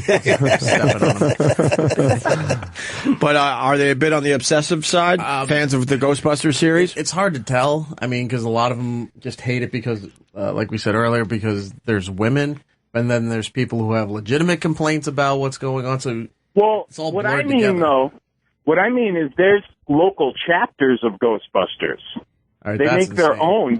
They have. Ew. What dicks? It's crazy. I've seen them in New York. It's insane. They make their own packs. They set up a local chapter, and then they go to all the Comic-Cons and act like they're celebrities. Yeah. Hey, we're the Ghostbusters of New Hampshire. Yeah, The dude. Ghostbusters of New Hampshire. I was trying to do an interview at New York Comic Con last year for, not this past year, the year before, for Constantine. And I was waiting to speak to the actors from the show while a guy dressed in a Ghostbusters outfit was doing a recording for some kind of blog. It was trying to be taken seriously. Oh, yeah, they take themselves very, very seriously. And then they have this thing where, you can get a mold, or you can get a pack made from the original mold from the original movie. Sounds fun. Oh, yeah, but then they have guys that will take the original mold, make a pack, make a second mold, and then they'll call that the original mold, and then you've got all these other people who are attacking him online. No, he doesn't have an original mold. That's a second-hand. That is not an authentic, made-up pack from a movie. Exactly. And Travis, you've seen some of these local chapters? Yeah, a couple of years ago, I went to a Ghostbusters art show because why? Because you should always say I stumbled into. It should never be I went to. No, I'm in trying like to get out of the sun, pop art, like the heat, that type of hobby of mine. So I went to this and it was downtown, and I'm waiting in line, and there's like 5 guys who are in full dress up, proton packs that look like they are the real thing. They look like they weigh a lot, and they're just standing there, and they think they're in charge. Because the way they look, they think that everyone loves them and that everyone wants to be them. And that was not the case. Oh, yeah, dude. Oh, yeah, dude. No wonder they're upset that women are going to be in the cast. They're not going to know how to talk to them at Comic-Con. Those packs weigh a lot because they're carrying a lot of shame from childhood. I just don't understand how you can hold on to that long. I mean, it was a good movie. Okay, and I understand the universe expanded through, the cartoon and all, but how do you get that attached to something like that? When Kimmel had the cast on last week, I think, they Skyped with a bunch of fans who have these giant tattoos of different cast members on their bodies, and they're huge. And some people just have their whole arms and their stomachs just covered in Rick Moranis and Annie Potts, and like not just the main guy. It's the only time you'll ever see Rick Moranis or Annie Potts these days. That's going to be a depressing eulogy when they die. I see Rick Moranis all the time. Do you? Walking around, right? Yep, Jimmy has seen him all the time, too. He is not approachable. Oh, really? He does not want you to recognize him. Nope. There was a great interview. Oh, you know that too? You get that feeling? Yeah, he dropped out of show business and life when his wife died. Yeah, I mean, and he's been extremely bitter and reserved ever since. He did the right thing though. He dropped out to raise his kids and stuff. But he got to be grown by now. He could come back in. I mean, he looks great too. I mean, I feel like he's a neighbor. When I used to live in a brownstone, he was pretty much my neighbor. I think he lived the next street over. I saw him almost every day, and to the point where I'm like, I don't want to say hi to the guy. We're in the same neighborhood, and it's so obvious. Don't say hi to Rick Moranis. He stares at you. If he gets that feeling that you recognize him, he'll give you a look like, nah, don't fucking do it. Another person fucking do it. Another person wondering when the next Honey I Shrunk series installment's going to come out. I just wanted to say probably why. Wasn't the last one Honey, I Blew Up the Kid? Something like that. I got a crazy idea for you. Oh, no. There was a green screen you don't one need that up in the title. Honey, I Shrunk Ourselves. I like that he thinks that putting honey in the front of the sentence is going to help. Honey, our kids have Zika. Should have seen the Susan Smith script. All right, Lewis, extra in Ghostbusters. Congratulations to you. Yes. Shitting on the whole franchise, and you got a little taste of the action. Well, no, I'm not shitting on it. I just think it's so weird how big it actually was, and I'd never heard of it ever until I made friends with a few of those people and saw their posts and saw what they were doing. I'm like, what? Yeah, I don't understand people's obsession when it comes to movies and TV shows, but if it makes them happy, what are you going to do? Not that one I don't get. Like, I get some of them, but like the Ghostbusters, I just never loved. It's never for me either, but I mean, it's also weird that people are so up in arms about being women. I just think it's just another Hollywood remake. That's what's kind of getting it to me. I like original ideas out there. Oh, my God. People are yelling at their radios now because you just said that. I do see it your way, though. Yeah. And then Judd Apatow saying, I actually saw the movie. These people haven't even seen it, and they have a huge opinion on it, which I guess they... It's very likely it's funny. Paul Feig, that director, makes a lot of good stuff, so it could be really funny. But he's like, what I saw... he said was really, really funny. People made it's being rebooted. What does that mean, E-Rock? People made it's being rebooted. What are you writing? People mad. Okay, people mad it's being rebooted. Oh, are they acting like the first Ghostbusters never happened? Well, that's why Nagel doesn't like it. All right. The trailer leads you. They say, look, 30 years ago, these guys saved New York with whatever. Now a new team is here, And then they're saying, "Oh, that other story doesn't exist. It's a whole reboot. So why bring up the movie from 30 years ago in the trailer and then saying it never happened?" Oh, that's a legit criticism. Yeah, it is. Yeah, Iraq had a legit one. He does hate women, but that's not why this is a problem. When they remake really good comedies, it drives me insane. But this Ghostbusters, I don't care. Well, yeah, but remakes are the way of art. I mean, really, you think about theater in Shakespeare. How many times has Shakespeare been remade over the years and reinvented for modern times? The thing is, with, movies and TV, really, it's only been going on for about 100 years. So all of a sudden we have all these classics and all this stuff, and people are like, well, I want to introduce this to new people and this and that. It's just, it didn't take 500 years for us to go, oh, there's a classic. Let's take that and redo it. Now it's so quick. But this is being done a lot of times because of a lack of creativity and a pressure to put stuff out. I think it's different when you're redoing it for the art of it, like with Shakespeare. This, people see that as such beautiful art. I think it's a different energy than like, hey, I want to redo fucking Lethal Weapon 2 because we have young writers who aren't creative enough to have a new script. I think the intentions are different. Theater is not motivated by money the way Hollywood's motivated by money as well. Yeah. That's true. That's true. And I don't mind risk. I don't mind when they remake a movie and the special effects have gotten way better, so it could actually make the movie, jump forward a little bit. Right. Well, the other reason is because they already own the rights, so they say, hey, we don't even have to buy this, pay for it. We just have to get some actors and a couple writers to slap something together, and there you go. I mean, we already have a built-in audience. Why not? All right, Louis. More importantly, what was your biggest moment as an extra on Ghostbusters? That's right. Give it to us. Come on. My biggest moment? Yeah, what was it? Fist in the air, like, what'd you do? What did I? Geez. I mean, they really didn't have me do much. I mean, just, hey, cheer at the band. I mean, there you go.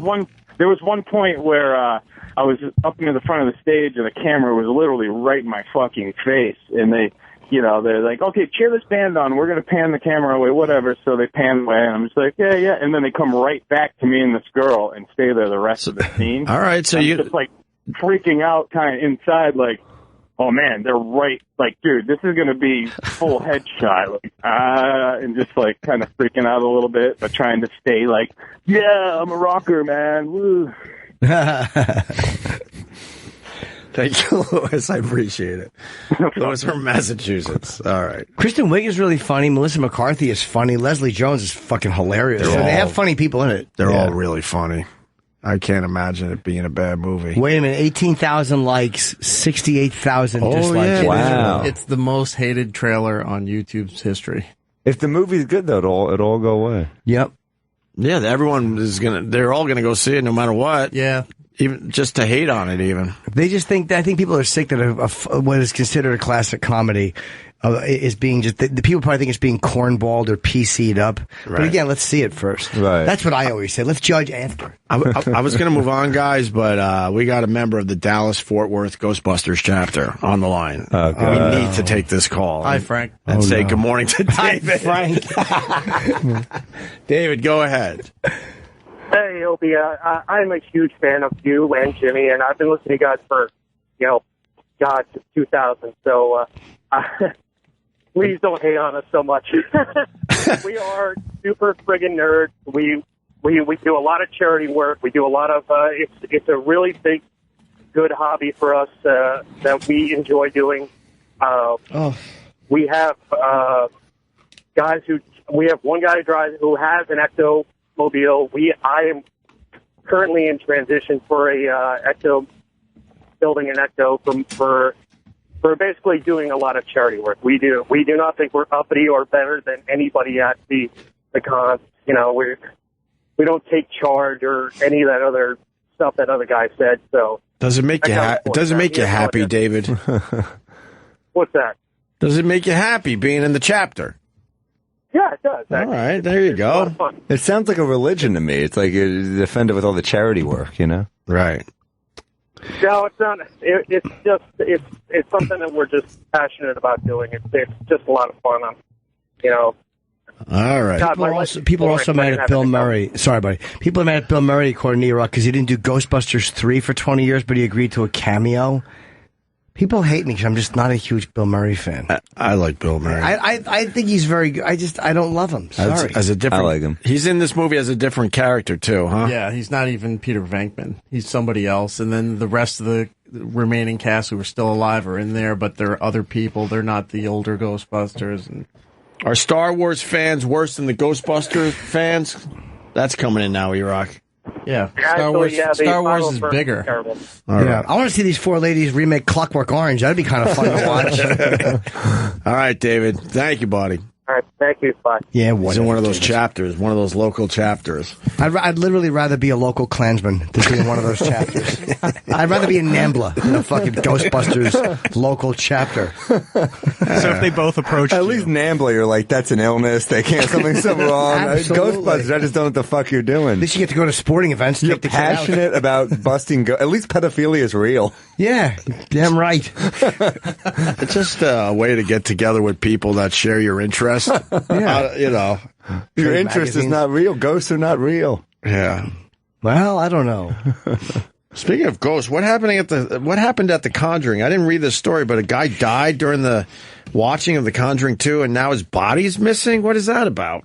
Sounds like one for the Ghostbusters. It certainly does. It sounds like something ominous is going on. Perhaps the body will go to the funeral home. Sounds like we're talking about a movie I would never have even heard of any other way.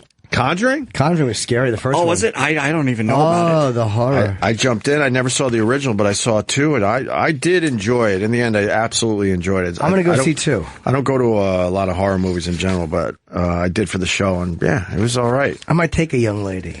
I think it's doing very well, too. Or a boy. Maybe I'll bring a young boy. Young lady or young gentleman friend. Oh, do you have an announcement to make? I don't. Okay. Nope, just more insinuation. More insinuations. Open the door, poke my head out, close the door again. Just waiting for that sun to shine through the clouds. I understand. Everybody is. All right, the body of a man who died during The Conjuring 2 is missing. The body of a man died after suffering a heart attack while watching a horror film. Is that possible, you think? You get so fucking scared it gives you a heart attack? Or it could have been something else, too. It could have just been like that was his time. Like, it could have been, if they were watching Ghostbusters, people would be like, movie's so bad, it killed him. You know? This one, it just happened to be a great horror film. At a movie theater, he's gone missing. The man, 65, was seeing The Conjuring 2 with a friend until the movie reached one of its scariest scenes. So it happened during one of the scary scenes. He began to complain of chest pains and then fainted during the Thursday night showing. According to a report by the Times of India, the man was then rushed to a hospital where he was pronounced dead. However, the man's body has now disappeared after hospital staff asked the man's friend to take the corpse to another hospital on the outskirts of town so a post-mortem could be carried out. Wait, they asked the guy to bring his friend's body? What kind of shit hospital system is that? Hey, you mind taking your friend by the morgue? What? Do you have a car? Please say yes. Yeah. Is it a hatchback? I think we just take things for granted in this country. Yes. Elsewhere, they do things a bit differently.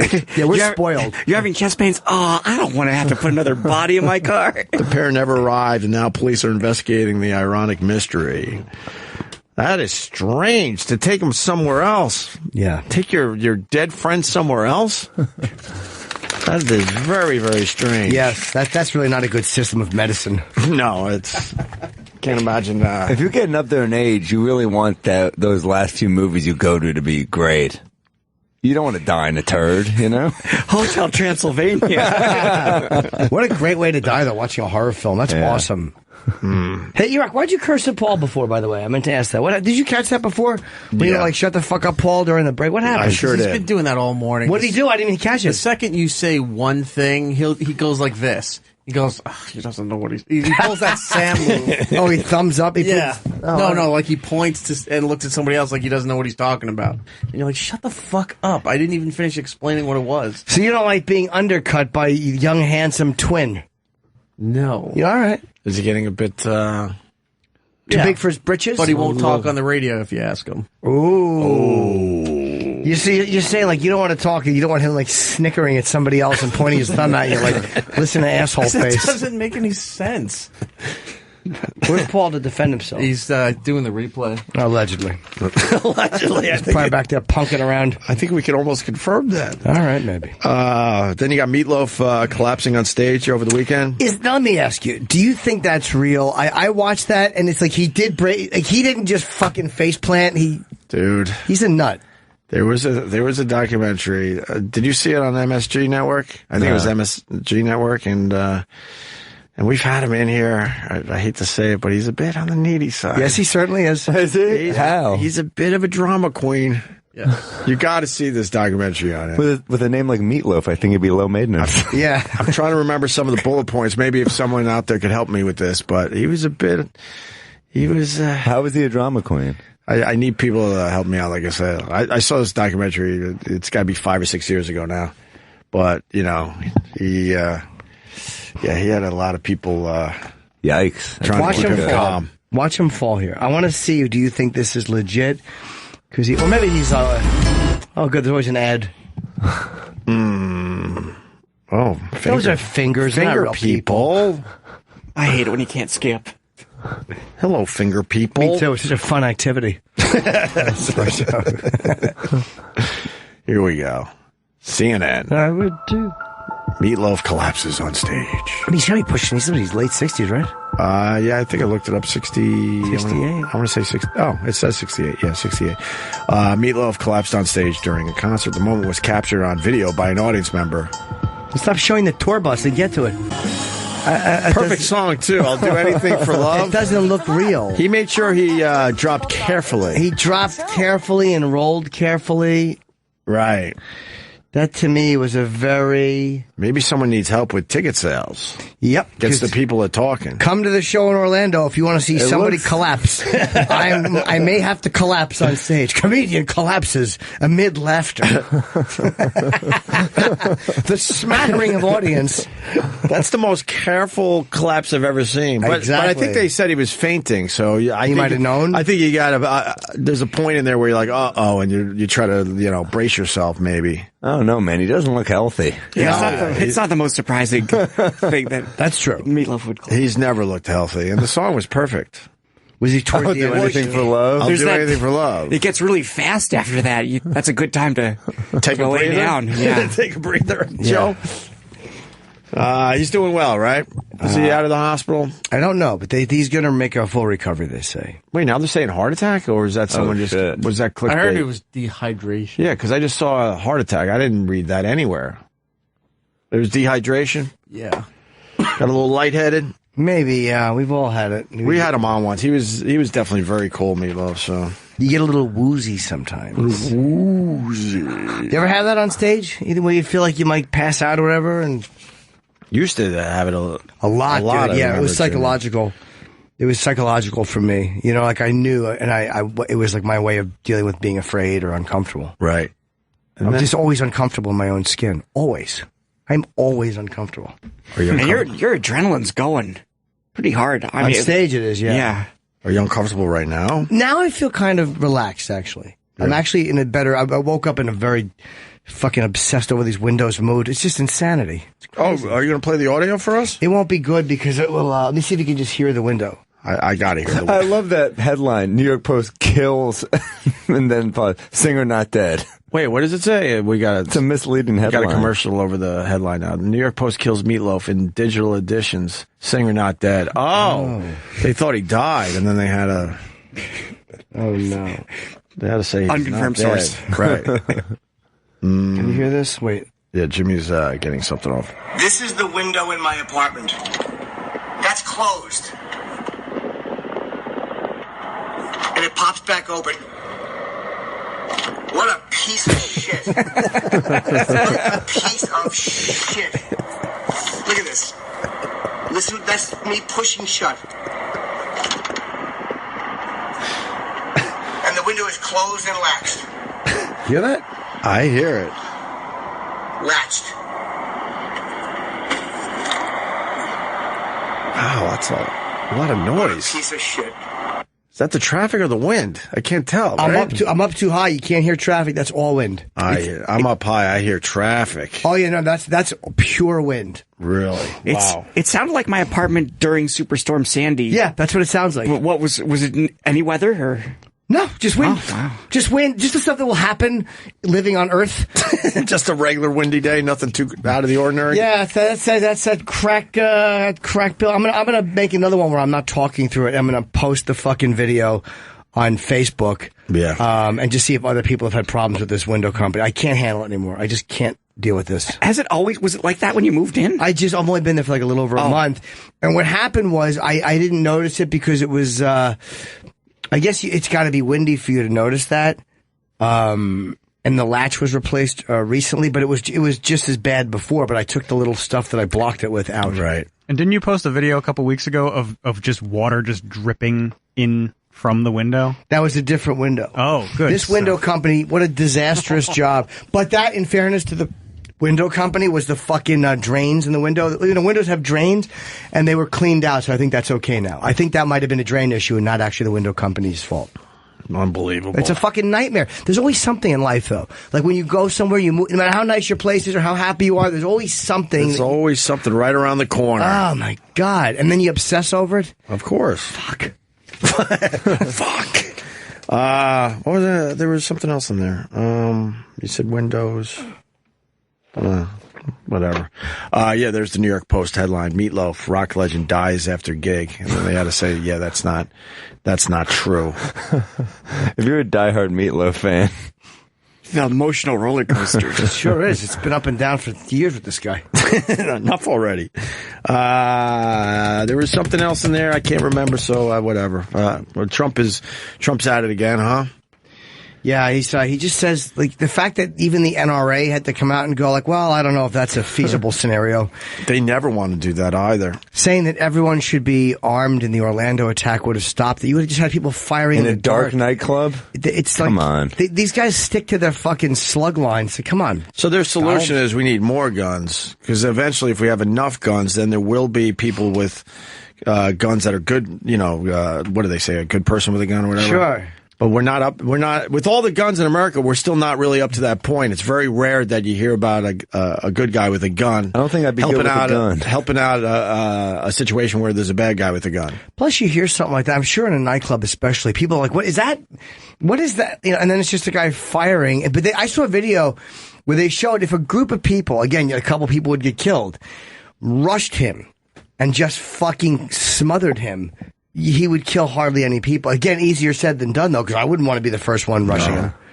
I think I would get everyone together, like, all right, doing this on 3, and then all of a sudden, it's you. I'm bending down to tie my shoe. Yeah, that takes real fucking heroics. Everyone just assumes they would be great with a gun, but it's like, you know, it's harder said than done. I played, like, even gun video games. I fucking suck at them. How about this? Instead of everybody having a gun, why don't they just promote bulletproof vests?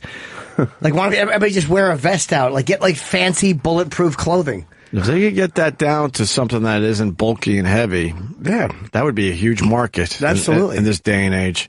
And more metal detectors.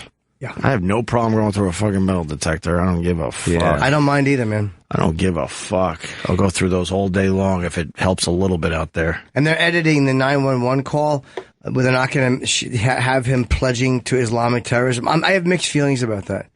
Like, I hate being censored or the fact that they're censoring it. I feel like it was just an add-on at the end for this guy. It seems like mental illness was the number one thing here. Yeah. And then at the end, he kind of tagged on, I'm doing this for ISIS. And ISIS is against the homosexuals, so...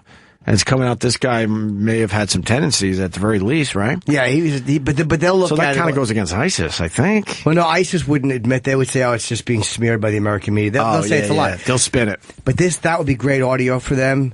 Then they'll show the fucking videos of these dead gays, and you know what I mean, and him fucking whatever the fuck he was doing. I almost am glad that they're taking it out, not for PC reasons, but because it's like fuck those scumbags. Right. It's like we always complain that they show too much of this guy's picture, and then they edit the thing so that you don't glorify it, and then people complain about that. Yeah. So I don't know what the right thing is. Yeah, I don't know either. I just sometimes throw my hand up at the TV and go, I don't know. You people do what you want. That's true. I don't know. So Paul was thumbs down and behind. It's like, get a load of asshole. You're throwing your hands up at the TV like Mars, like, ugh. I know, Mars has no idea whatever's wrong. What do I know about technical stuff? I know that's what you're hired for. Yeah, it is annoying how much press they give the killer. Yeah. You know, you just see that same dumb photo again and again. His selfie, you don't like his selfie picture? That dumb shot. It's terrible. His grinder pic. Yeah, his grinder photo. A lot better than mine. I mean, and then they put the stats up there, so now, you got some other people out there. Yeah. Now they know what number to go for. The whole thing's fucked up. I really believe the media helps this whole thing along when they glorify it. It's also just so fucked up. I mean, at a club or a movie theater, you're getting people at their most vulnerable. I mean, that's like that's your escape, and that's where you're attacking people, and that's what they live for. These people, Yeah, it's weird. The only time you consistently go through a metal detector is at the airport, but so little of your time is spent at the airport when you have all these other giant groups of these other giant congregations where you just walk right in. Even sometimes we're comedians, we're yelling at audience members who have been drinking. Sometimes I'm like, I hope that guy that was heckling me that I told to shut up isn't going to be waiting for me or something. I think just the opposite. Like, oh, please let him just be armed and end this. Mackie hurls the N-word around a lot in these clubs. You never know who's going to shoot him. He does. It's really bizarre. White people. So why'd you say that? I'm all over the place with this gun issue. I mean, I'll tell you this much. When you see a sign that says this is a gun-free zone, that scares the shit out of me. Really? Yes. Probably because it's not a gun-free zone. That's why they have the sign. They're the sign. Then you got responsible people going, I got my gun on me. I can't go in here. But you think if someone's going to do bad shit, they're not going to pay attention to a gun-free zone sign. No one's ever been deterred by a sign to commit a murder. Right. That stuff scares me. I'd like to know that there might be a gun or two in the area. But then I feel like there's too many guns in America. I'm telling you, I'm all over the place with this shit. I really am. Where you stand, Sam, in general, with the guns? I'm pretty anti-gun. I mean, but I'm a New Yorker. I mean, if I lived in Nebraska, 40 minutes from, a cop to my home, right. I might have a different stance on it. But in a dense city like this, heavily populated, it's scary, especially, I mean, I don't see how you could be for the assault rifles. It just seems pretty careless. I'm pretty programmed, but I don't see why anybody needs an AR-15. It doesn't make a lot of sense to me. It's not about protection at that point. It's about how many, I mean, it's a weapon. And when people bring up the gun, like comparing it, cars kill people, it's pretty fucking different. You're not being attacked where you need to shoot 10 people. For protection. And if you are, maybe it's you. Yeah. No, we don't even take care of the car problem in this country, though. I can't believe we still drive right at cars in this day and age. On those 2-lane highways where these cars are coming right at you with a couple feet to your left. I'm like, we can't even figure that shit out. They're fixing it, though. I'm telling you, electronic cars are just driving themselves. It'll be so great. They'll just hang out. I trust them more than I trust people. It's usually fucking driver error, pilot error. Yeah, drunk driver, texting driver. Absolutely. I trust machines more than that. They can't fuck it up any worse than we do. But those 2-way roads, everyone's texting and checking their shit, and they're just flying right at you, right to your left. Yeah, it's scary. That scares me more and more as the years go on. The touchscreen infotainment systems that you have in cars. I'm like, damn it, this is so much harder than just having a knob where I can. I know where it's at. Sit on it. Yeah. I so get it. Yeah, the knob, you kind of feel your way around a little bit. Like, no. You got to look at the thing, hit the button for radio, and then satellite, and then it's way worse. It's a whole thing. Yeah, it is a whole thing. There is a website. All right, look, I do, like I said, we try to get all sides of these issues. They're pretty big issues. Oh, there's people that have stopped. Because the media Bruce, Louisiana, because I don't hear about this, certainly on the TV with the mainstream media. So go ahead, Bruce. Hey, Jim, Sam, Joe, how y'all doing? Hello. Oh, hey. Covered everyone except young Eric. That's right. Well, go ahead. It's Armed Citizen. It's an NRA sponsored thing, obviously, and I'm not an NRA member. Right. I am a gun guy, but I also get both sides of it. You know, it's fucking ate up either way. But I mean, even in my own life, we stopped a home invasion. 2 guys tried to break into me and my wife's house. You know, on Thanksgiving night, like 5 years ago. Oh, no, what a night to do it. Everybody's sitting there having turkey and you're having your cranberry and a man tries to break in and take all of your good cheer. That's a great night to do it. You get that, there's going to be stuffing, yams. Yeah, that's true. But imagine if you break in and all of a sudden the damn stuffing has raisins in it. You're like, I'm in the wrong home. Oh, man. That's a night where everyone's a bit sleepy. Extra sleepy. That's right. Yeah, it's called? It's me, yeah. But my actual point was that the news never really goes out of the way to put those stories on, and they happen, you know, hundreds of times a year, and it's just not as... What, you mean the home invasions? Well, where's the... the times that the people are actually able to protect themselves or protect somebody else. They'll do it occasionally if it's something really interesting or really... You know, maybe local, you know, like a local connection. It might make it on the local news, but not on a nationwide level. It's called Armed Citizen. It's in the NRA magazines when they send those out occasionally. Okay. And it's usually more of a local news story, though, right? They don't get the coverage, though. They don't get the coverage they should. Because it's a positive thing on guns, and the press doesn't show that.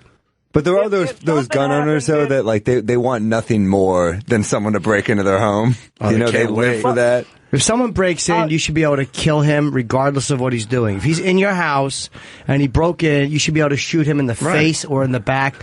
But there was one guy outside, like his neighbor's home got broken into, and then he was like chasing the guy and he was shooting at him outside. And it's like, no. As the guy was running away. No, you're not. That's not legit to me. But yeah, if someone's in your home, it should be all bets are off. Absolutely.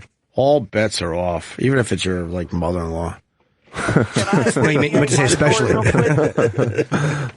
Sorry, mother-in-law. It was just for the bit. It was just for the joke. Can I abbreviate? Huh? Abbreviate my story. Can I abbreviate my story real quick? Sure. Yeah. Go ahead. Here you go. There's an abbreviation for you. Attaboy.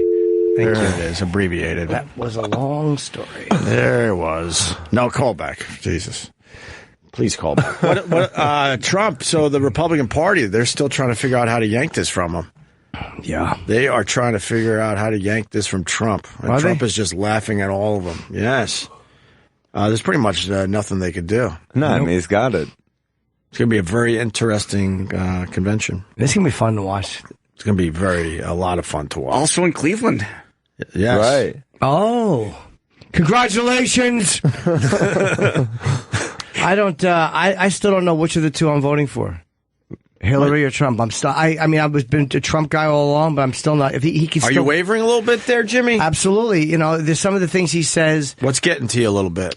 There's a lack of common sense with some of it. Like, even though I don't really love her, the way he's just mouthing things, like saying something like it's a time now to start saying shit that makes more sense, and saying something like, well, you know, if everyone was armed and the NRA is like, well, that's not really right. So when the NRA has to come out and correct you, you're fucking out of your mind.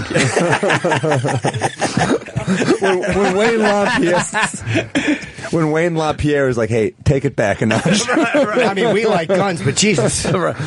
Yeah. Well, that was hilarious. When the Orlando thing happened and Trump was like, I appreciate the congrats on Islam. That was brutal. That was kind of like, yeah, dude, this is not about you.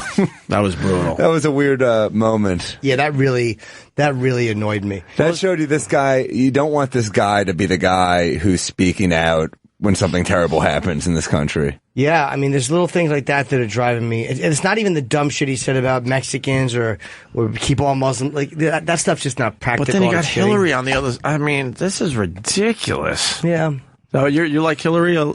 Compared to him? Yeah. No, I know you would like her compared to him. That's obvious. Someone who has experience opposed to Trump with that. She knows her way around down there. But I tell you what Trump could do to keep me forever, and he ain't going to do it. Is help with these windows. He has building connections. All he's got to do is get these windows fixed, and I'm telling you, I'm fucking Trump 2016. Where are you on the window issue? Imagine he drops everything just to get that one Jim Norton. Everyone should have windows that keep the air out. Make America airtight. All right, good point. Yeah, I mean, his party wants him to what they call pivot. They use that word a lot. They're showing it in Stanhope. Look again with this guy's face on Fox. Can they fucking stop it?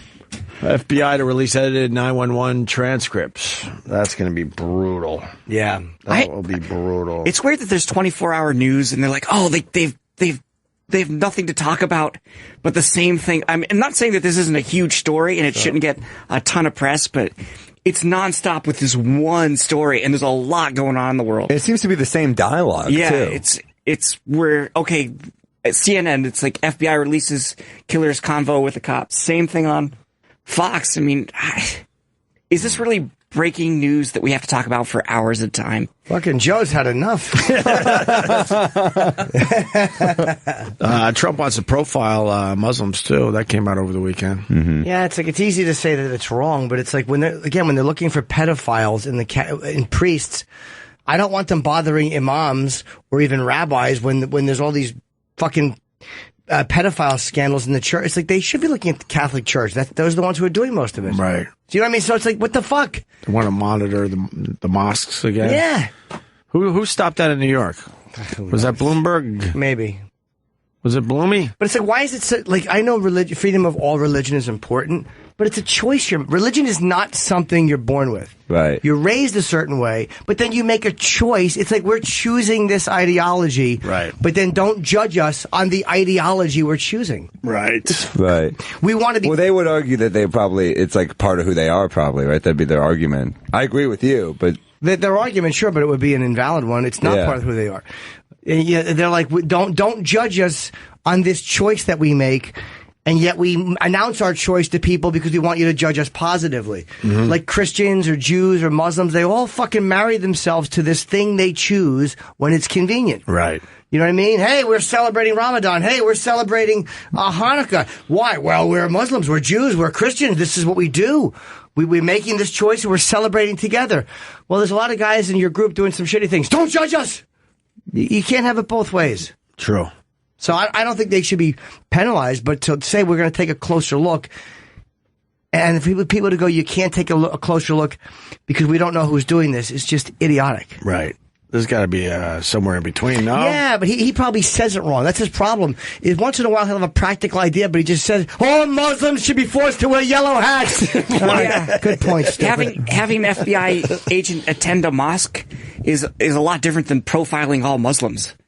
It's a big difference between, oh, you're going to fly and you're Muslim, you're going to have to go through extra security. That's a lot different than, oh, I heard this imam is preaching a hate against Americans. You might want to go check it out, right? Yeah, what's the problem with the FBI?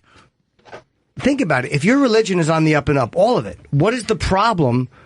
Wouldn't you be happy if you found out there were undercovers involved monitoring things? Like, if you're a Christian, would you care that there were undercover guys hanging out in the background, making sure that certain guys weren't doing? Why would that bother you? Wouldn't affect your faith?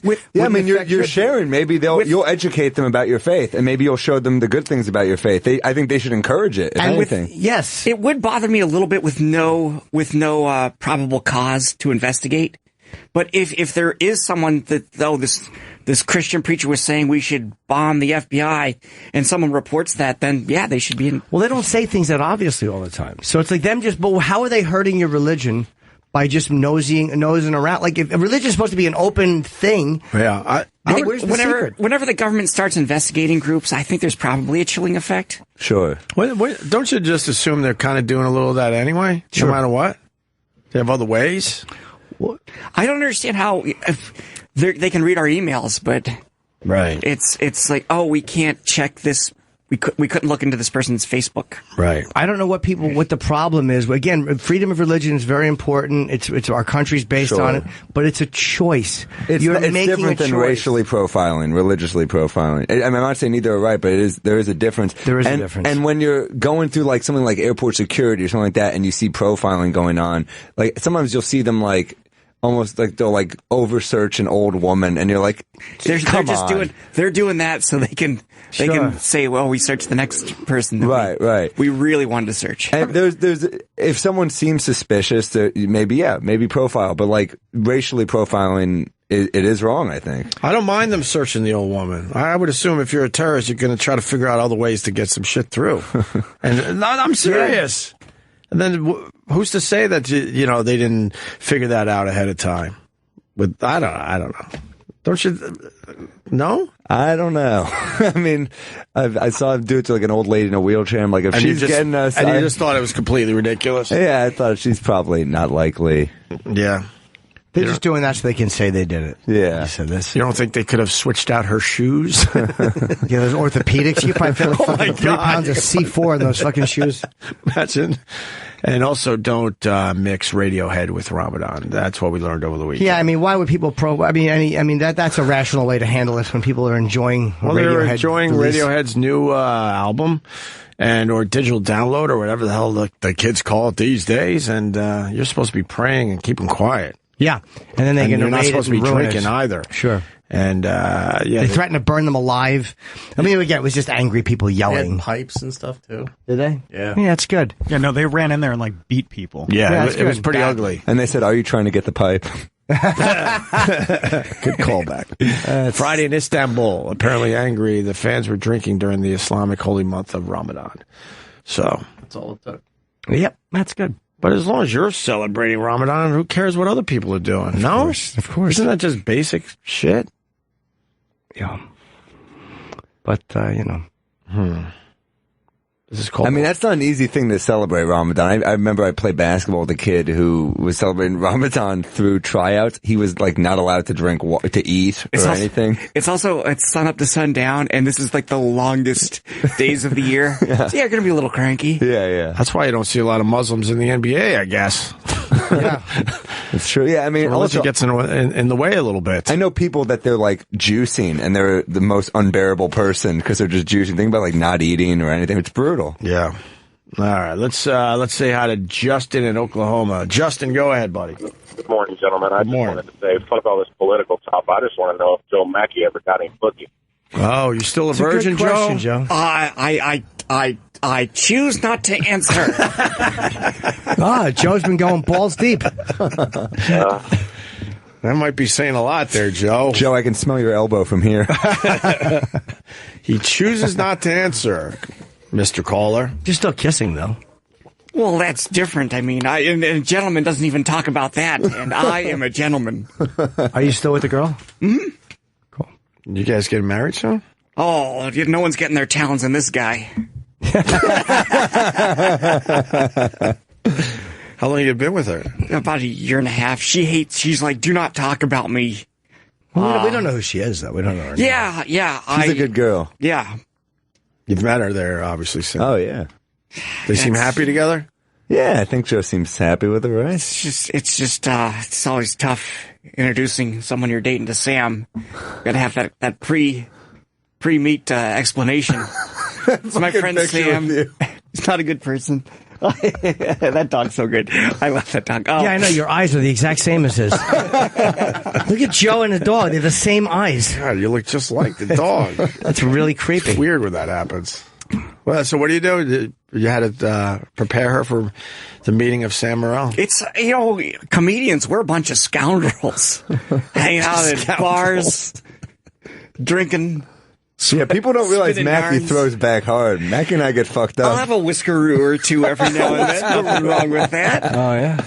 Mackie could drink, Sam. Oh, he's like a cartoon drunk. It's great. Really? Oh, he's an asshole when he's sober. When he's drunk, he's the sweetest person on the planet. Nice guy. I'm a nice He's a good drunk.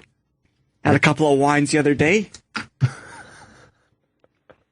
You like a few whiskeroos? I like a few whiskeroos. Yeah, I mean, oh man, what was that the other day we drank? That was good stuff. Come.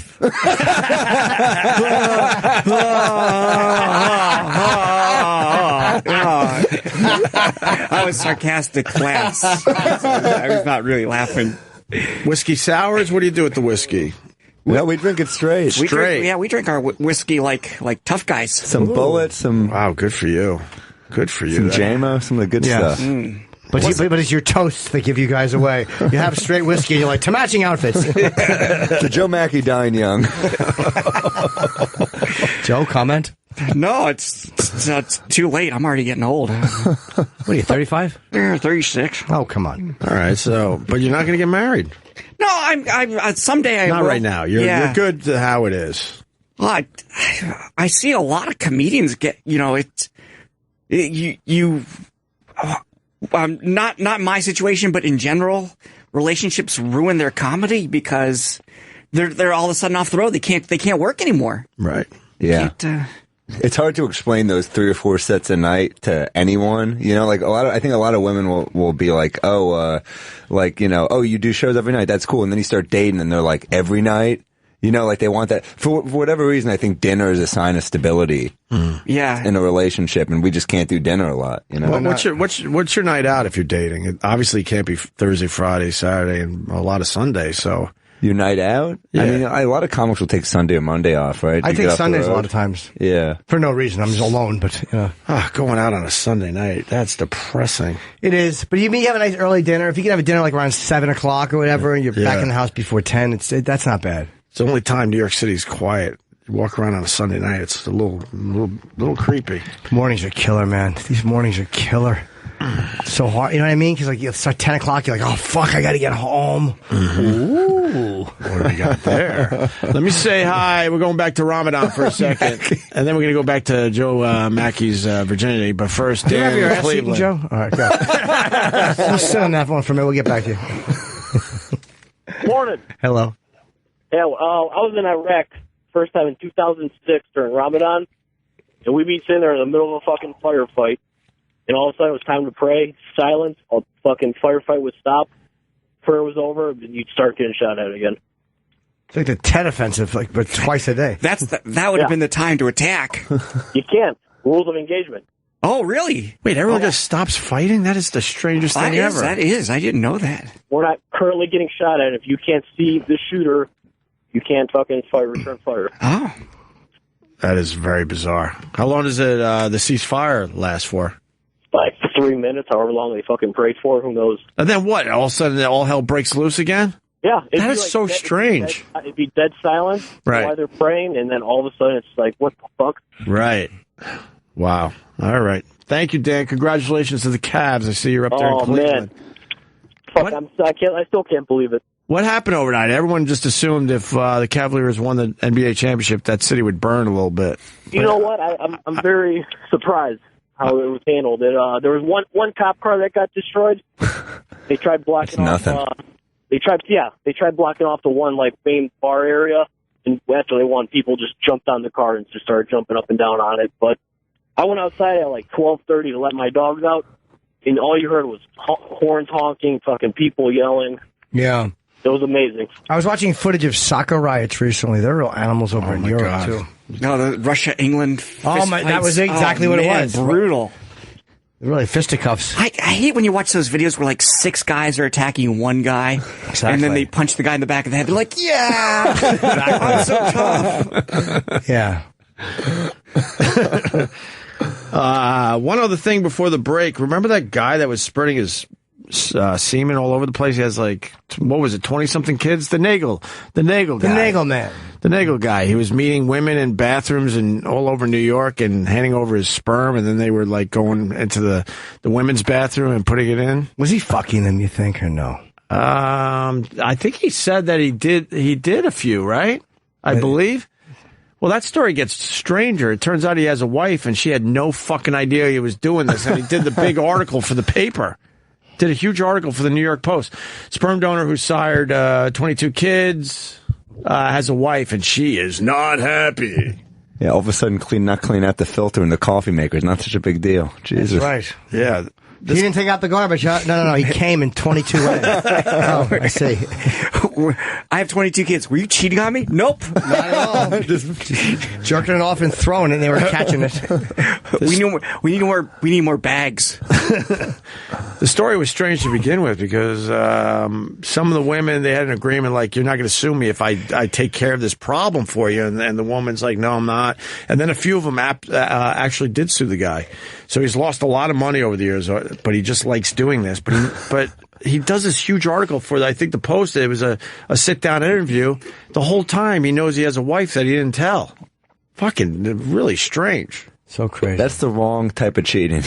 Nagel now confesses that he is indeed married, adding that his wife is livid and she's been yelling at me a lot, but he maintains that their relationship hasn't been romantic in years. Oh. So he's not fucking. Apparently she found out from the newspaper. From the newspaper. What an idiot this guy is. He was so excited about his moment of fame that he didn't give a fuck. His newly revealed wife and mother of his 3 kids, who's enraged over revelations in last Sunday's Post that the CUNY math professor has sired 22 kids with 18 different women.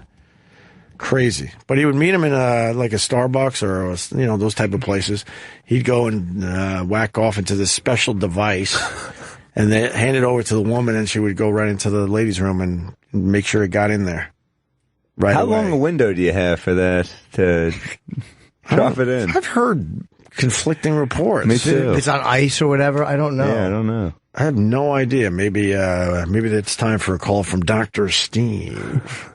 I guess is it expensive to do that through the proper channels? It's a whole process you got to go through. No, this guy is just, you hear a flush and you're like, all right, time to dump it in my twat. But also, don't you go through the process to know about the guy? And if it's the type of guy that just does this, you don't want that fucking dude. I met him on the internet. seems like a good idea. Word got around, though, that this guy will take care of you. And there's a lot of women that are a bit desperate to have a kid. Yeah. They'll try anything. I mean, anything. So they went down this road. Trav Dog, comment? I was going to say, to answer Joe's question, he said that a lot of women just couldn't afford going through that process because it's thousands and thousands of dollars. Sperm bank just ripping off people. Yeah.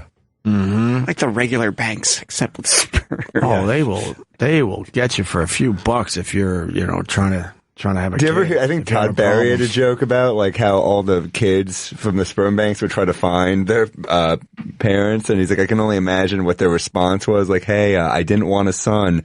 I wanted $40. Wasn't it like that too? You only got $100 or $200 for a load? I don't think it's that much. Yeah. Nagel insists that Roxanne was aware of his procreating pastime. Of course she knew what was going on, Nagel said. Tells the Post, conceding that their union is complicated. The tricky part, she didn't support it. She always wanted me to be a regular, traditional spouse. Well, sure. But this guy went completely overboard the other way. Well, she's unreasonable. She's like, look, you can do what you want. Go out with your friends. Just don't get girls pregnant in a toilet. Right. And he's like, come on, what are you, tyrant? Just don't go into public bathrooms, masturbate, and give it to women. Right. Yeah. And then keep track of their lives. He would go to their birthday parties and stuff. You know the amount of excuses he had to come up with to leave the house? Yeah. Where are you going with those balloons in the middle of the afternoon? I'm meeting the guys. We're going to play Frisbee. It's the Ghostbuster fan thing. Meet. I'm going to my 10th kids party this week. No, where are you going? Why do you have child's gifts? Me and my friends. Right. I'm playing some touch. You won't let me treat you like a cum dumpster? Come on. Yeah. Unbelievable.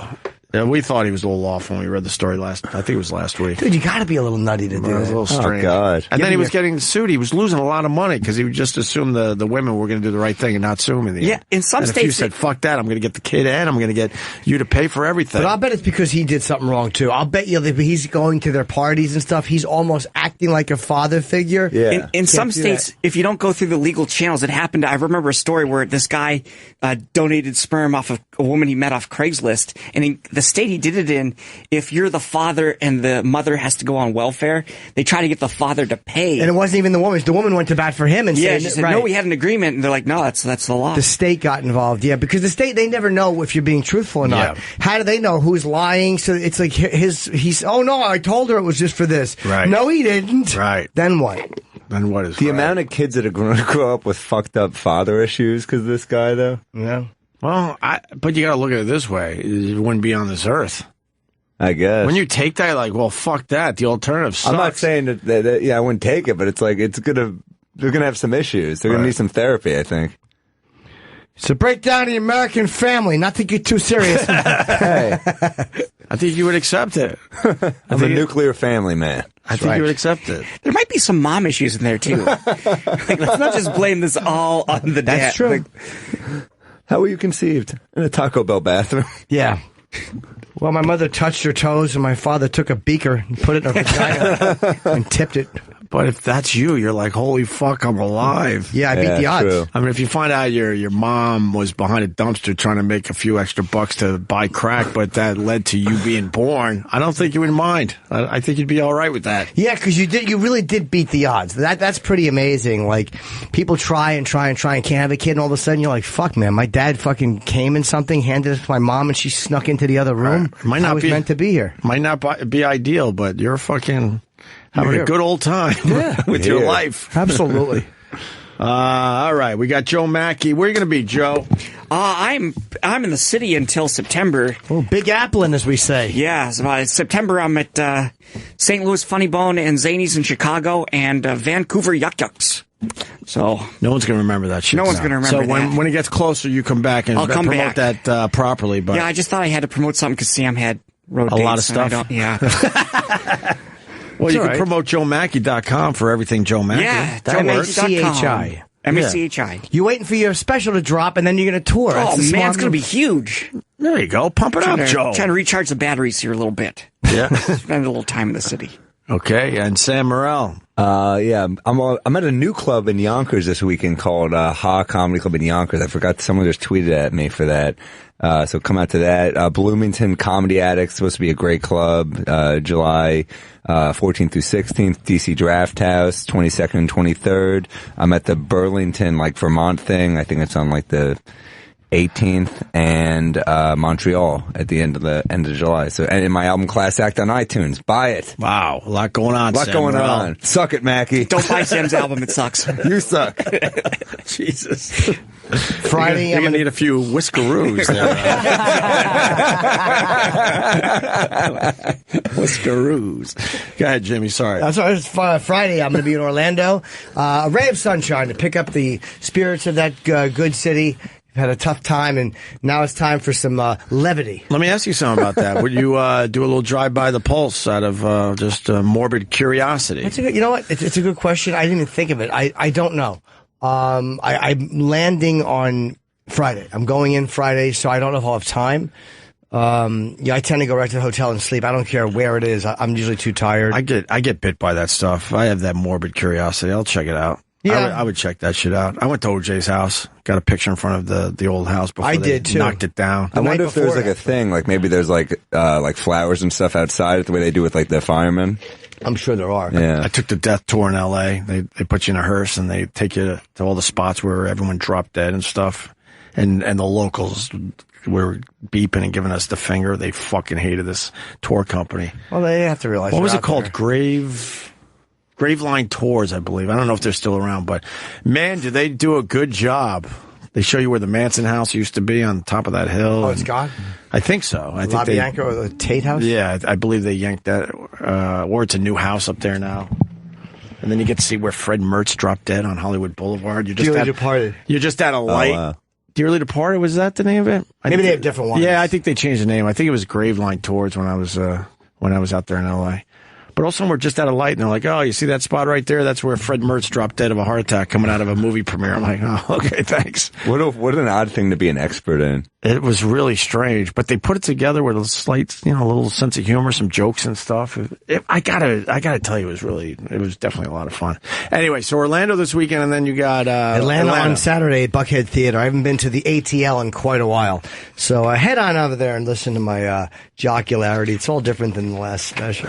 Really feeling good about where my act is. We got Dice's wife coming in next, Natasha Leggero. Oh, I think his real wife. Oh, good. I haven't seen Natasha in a while. Yeah, from that great Showtime fucking series. Did they pick it up for a second season? Anyone know? I don't know yet. That's got to be a no-brainer. You got to bring back Dice's show. Yeah. It was so damn good. Yeah.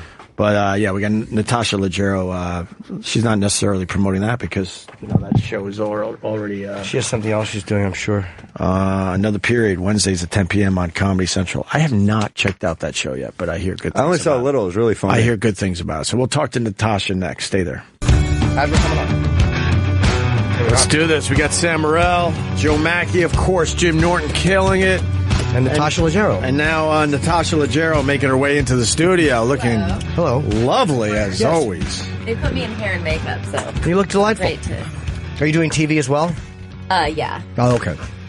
Wow, way. Yeah, it's not for this. No, I would hope not. This room needed you. But I didn't know Jenny McCarthy had a radio show. Apparently, it's huge.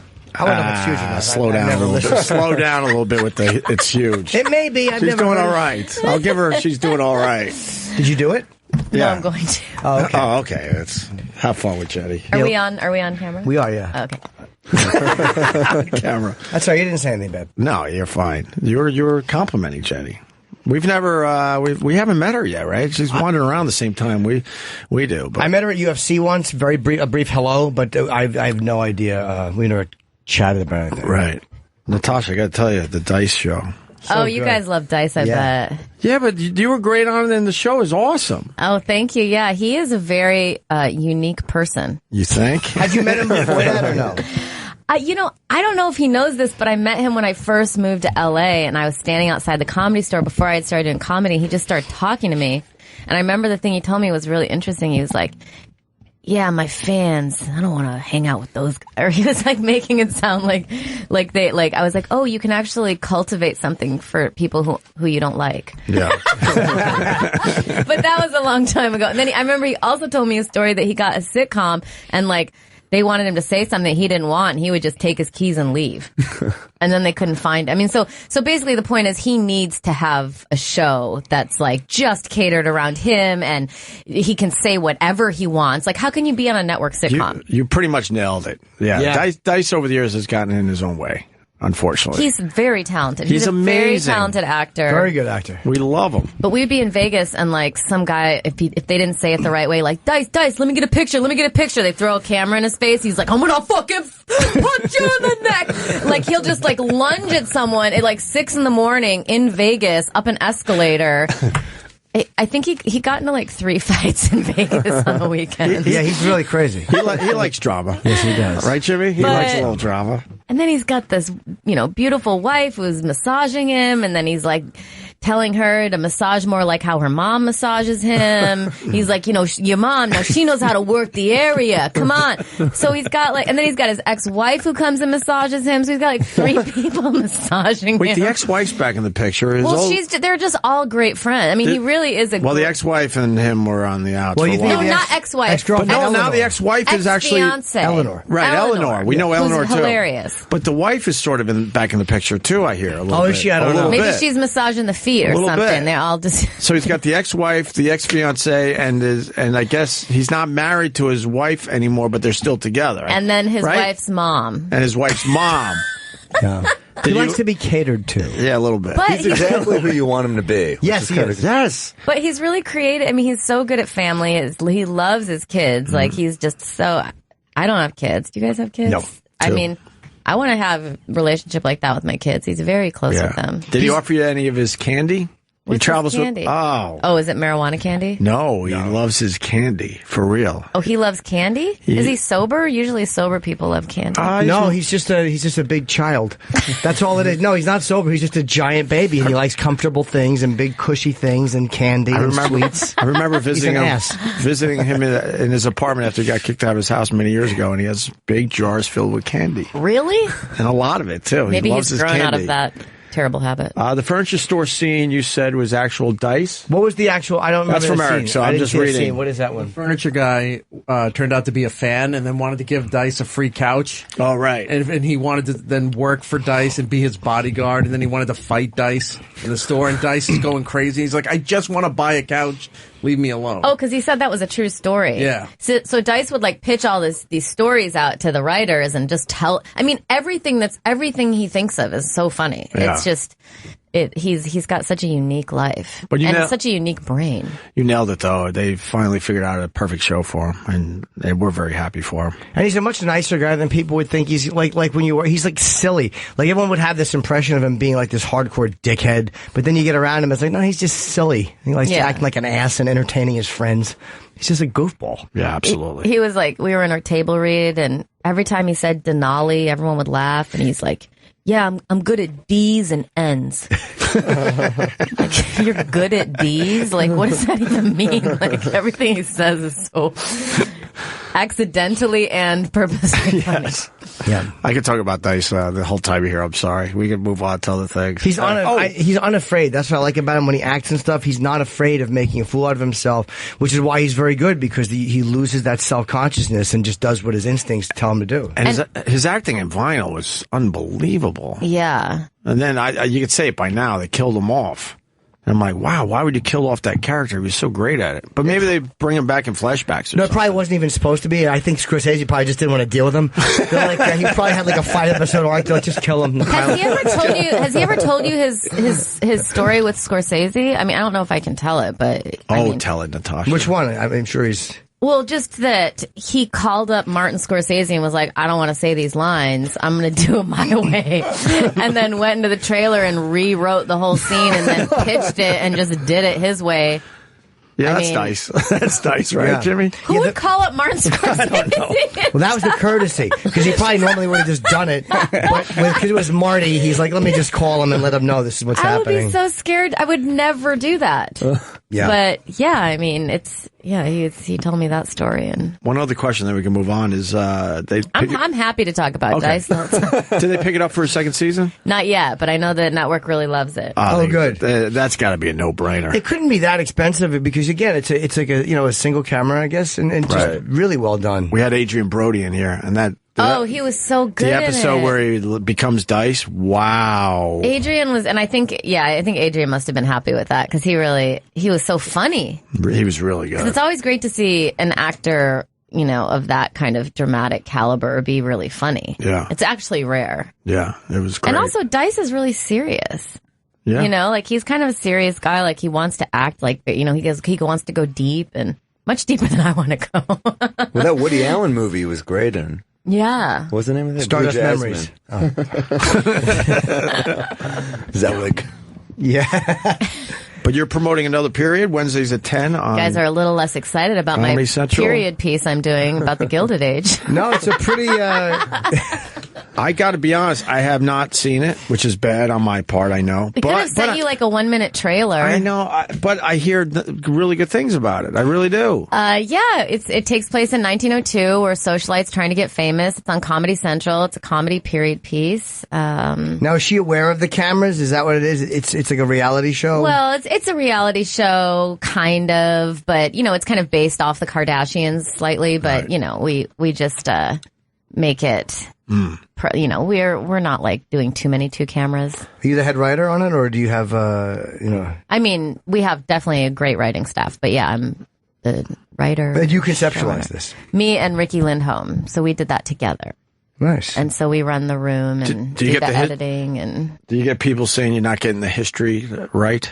No, because we have like a dramaturg who tells us stuff. Perfect. And then we go to Newport, Rhode Island and study because like all these families live there. Has anyone been there? No. It's so amazing. I've been meaning to go. But, I mean, you can make fun of it, but there's these mansions that are just still standing made of like, they would like construct them in Florence and then break them down and ship them across the sea and then bring, and they're all still there and you can go through tours of them and you can hear, they're all decorated still. You can hear the stories of these eccentric rich people because basically 1902 to 1912, there was no income tax. So people were living like rappers. Like they had 30 servants indoors, 15 outdoor, like you couldn't have, these houses wouldn't run without all these. So basically when they introduced income tax in like 1915 or whenever that was, people were just, and then people slowly were like, wait, I don't want to be someone's servant. Right. I could get a job in a factory. And people were bummed out. Yeah, the rich people were really they're pissed. like, oh, fuck. But they're on us. During the Gilded Age, you read about like some of these people like Carnegie, I think had more money than America. Like these people were just like 90% of the wealth in all of the country was in Newport, Rhode Island. Wow. It's an amazing place. It's very beautiful. Is that where the show takes place? Yes, but we don't shoot it there. We shoot it in Silver Lake. How long will you go there for? Well, I'll go there for like 5 days and just take the tours and hope they'll recognize me and give me free things. And it's. Have you been recognized as you're on one of those tours? Yeah, we have. We have. Of course you have. But then we went there and there was this like picture of this Creole woman and I was like in this house and I was, because it's a very white situation. I was like, is that a black woman? And the woman's like, we're not allowed to talk about that painting. Through, the people who've lived here have asked that we don't answer any questions about that painting. Wow. It's just, they're all very secretive. And then one of the women was like, I'd love to take you out to dinner and tell you some real stories. Did you go out? No, we had to leave. But do you think she was a slave? Is that what it was? I just think it was like everyone's just very precious about what happened there and what was going on. Here's what happened. There's no story. That's just some fucking lady. Nobody knows who she is, so they create drama. We've been asked not to talk about that. Ooh, intriguing. And it worked. It got all of us. Yeah, absolutely. I know what you're saying. It's kind of cool that it's an old city, and it's kind of like the Hamptons with mystique. You know? Exactly. And obviously there's like annoying parts of it, but if you go through these houses, I mean, I'd say there's like 20 of them that are still some people still live in them, but there's 20 of them that you can just, walk through and hear these stories. I mean, like they'll have on the ceiling, it'll be like tortoise shell that can only be glued if you kill a certain kind of rabbit. And like it's a ballroom for 400 people and the ceiling is all like dead tortoises. Like it's just insane. Wow. And it still stands. The place. I didn't realize that they were built overseas and shipped. A lot of them, yeah, because people were just trying to outdo each other. Right. That's real wealth. Yeah. Were they haunted? They tell you some of these places are haunted? No, it's not really like that. I don't really believe in ghosts. Why am I asking that? I don't know. Do you believe in ghosts, Jimmy? I don't know. My girlfriend said she saw one in my kitchen the other day. In your kitchen? Why would there be a ghost in your kitchen? What was it doing? That's what I asked her, because then someone else told me I have this room that's all wood paneling, which kind of looks haunted. Yeah. And then someone else told me, my ex-boyfriend, he was like, yeah, my brother saw a man dressed up in the 30s who was really pissed off. And he's like really mad. And I was like, and he's in the house. And then I was like, okay. And then another time that same boyfriend said he woke up, he slept in the basement one night and he woke up because someone was whispering in his ear, get out of this house, get out of this house, get out of this house. So I don't know. I don't believe. Do you know how many times I've heard that? But why do the ghosts dress in the particular period? Right, that's what I don't That's understand. the dumb part about ghosts. Why aren't they naked? Why wouldn't you just be naked? I don't think you need to stay warm. They're always negative too. There's never any like positive ghosts. Like, hey, Joe, I saw that I listened in on that phone call you had with that girl. She's wrong. She should have gone out with you. I'm like, thanks. Yeah. So people who really see them, because I have another friend whose kid will like look up the stairs and like always talk about a guy who lives on the stairs and like only he sees it, and I don't know. So that's the part I need to figure out, because we go to the phones again and these people will call about their kids seeing dead relatives that they never met before and will mention their names. It's like, all right, someone's got to explain that to me. That I would like to know. Yeah, because they'll be but staring maybe the kids heard you talking about it and they have an imaginary friend. I would like to think there's a logical answer to that, but they'll just stare off into a corner and have an imaginary conversation, and then the parent is stupid enough to go, who are you talking to? And then it's like their dead mother or something. Mildred. It's like, I'd never even mentioned Mildred to you, son. So, I don't know. I don't really believe in ghosts. Congratulations on your marriage. Oh, thank you. Yeah, we just went on a honeymoon tour, a working honeymoon. Why couldn't you guys, you comics why couldn't you just do just a regular run-of-the-mill Oh, we did. honeymoon? We went to Bora Bora. But then we also decided to celebrate with the country? Oh, because in Newport, I went on this house tour and this couple was talking about how they went on a 10-year honeymoon. And they came back with 4 kids. And I was like, oh, that's kind of cool. Like, why does your honeymoon have to only be a week long? Because a decade's a long time to travel. Well, I found it inspiring. There's got to be a balance in there somewhere. Well, they didn't have. Well, exactly. So I think that's why I was your like, boss let's only gave you 10 days. That was you have to get your ass back at the office. It was a weird honeymoon for at least 3 of the kids, too. Joe Machi, yes. And you wrapped up in Austin. That place is haunted. I stayed in the haunted hotel down there for the Moon Tower. What's the haunted hotel? I forgot the name of it. What? The what? Driscoll. The Driscoll, yeah. Not the Hilton Garden Inn? No. The Driscolls, they swear it's haunted. And who was it? Gwen Stefani? Saw some ghost in a wedding dress? No, not Gwen. Who was it? Definitely a girl. Girls always see the ghost. Annie Lennox, I think. Oh, jeez. How did I get those two mixed up? Annie Lennox saw what? A ghost in a wedding dress. She swears by it. She probably, a lot of people I think they see something, but they didn't. Yeah. No, you didn't. No, you didn't. But no, it was this thing. No, you just didn't. Yeah, I don't know. I wish it was true. I would love it to be true. That means we have something after. I'll take even shitty conjuring ghosts because that means there's something. Like they're cunty, but at least... You mean like there's a god or there's a ghost? Anything. There's some continuation from this. I see. Right. So if there's shitty, deadly, rotten ghosts, at least that means there's a continuation in one way or another. Oh boy, that would change things, huh? Yeah. You got that to look forward to. Yeah, That's not fun. Yeah, You're conjuring. Yeah, just haunting people. I'd love that. Yeah, take that, Idiotics. Absolutely. Do you believe in ghosts, Joe? I could be possible. I don't not believe in them. Well said. You'll never pin me down. You're always taking the edgy stance, Joe. I've never seen one. Never seen a ghost. I don't think I ever have either. You get those weird vibes and creepy. You get creeped out in older places, but I don't know. I get creeped out everywhere. So the common denominator is me. So I think I'm just my own energy is disgusting me. My toilet, I have an active toilet. It's like one of those new ones where it was like it makes those noises and it turns on and it keeps. So I'll be in bed and I'll hear that. Right.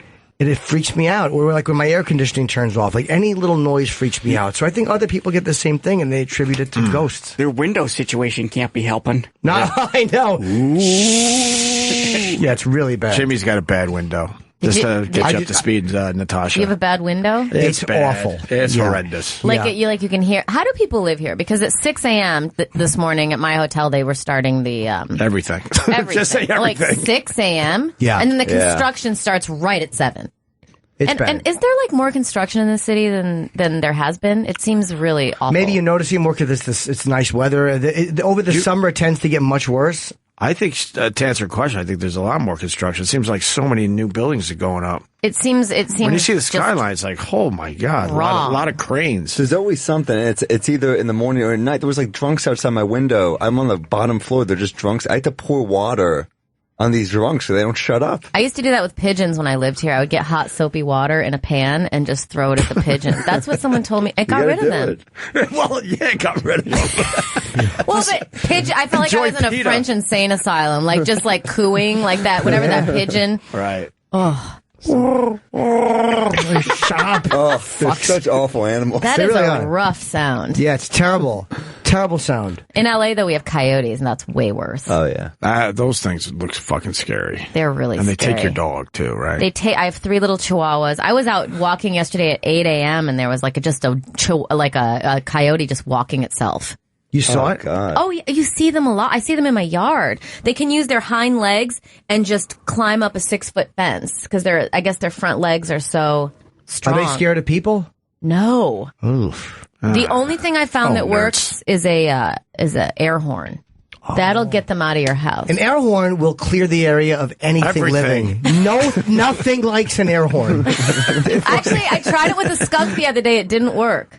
I probably wouldn't either if I could fire something out of my asshole that far. I'd probably be very hard to deter as well. If I had that weapon. Skunk looks at you, really? That's all you got? Yeah, a little ear damage. I'll watch what I could do.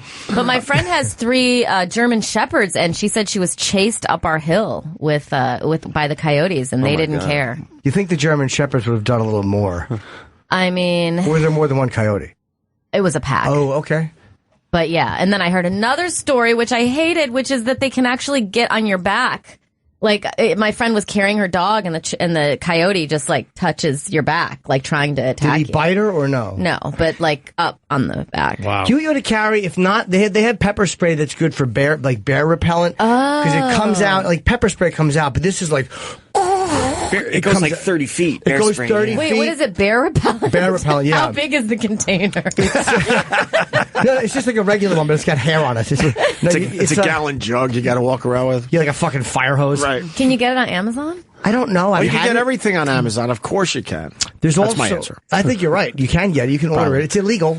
It's illegal? There's certain potencies that are illegal. Repellent. How is bear repellent illegal? It might be mace that's like police strength. Like that. That's illegal. Right. Or, you know what I always thought would be a great weapon, and I don't. It'd be kind of silly to carry around. Fucking wasp and hornet spray. You ever see that stuff that you spray at the nest and it goes 30 feet? No. Pull that out on a fucking coyote and blast it. That stink of that fucking Or someone bug on the killer. subway. I believe that's exactly Right? what I'm trying to say. I think that's what you were trying to say. Absolutely. I heard between the lines. I said coyotes in air quotes. But you also have to make sure it doesn't get on your dogs or yourself. Like, I'm afraid to carry mace sometimes because it's like you can't practice it and it seems so hard to spray. And then the times I have practiced, I've got it in my eyes. You just spray it away from you. And plus, if you need it, you'll figure it out. You'll figure it out. But a bug spray, you just carry it in a little hook and you fucking pull some of that wasp spray. Sure. Oh, I don't care how crazy you are. You don't want wasp spray blasted in your fucking face. I'm hearing that Natasha's got to go in a minute or two, but I want to ask you about converting. That's pretty... Oh, I converted to Judaism. I thought you were Jewish from before. Catholicism. No, just a closet Jew. Oh. Now, is your husband very religious? No.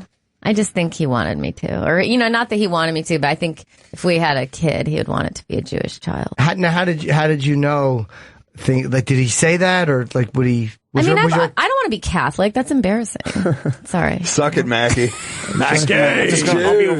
I'll be over here for a while. I mean, Judaism is like, it's just more my speed. It's more intellectual. Yeah. No offense. Leonard Cohen, Woody Allen, Chinese food. We got a good thing going. It's true. Dice. Jews, like, they don't believe that abortion is wrong.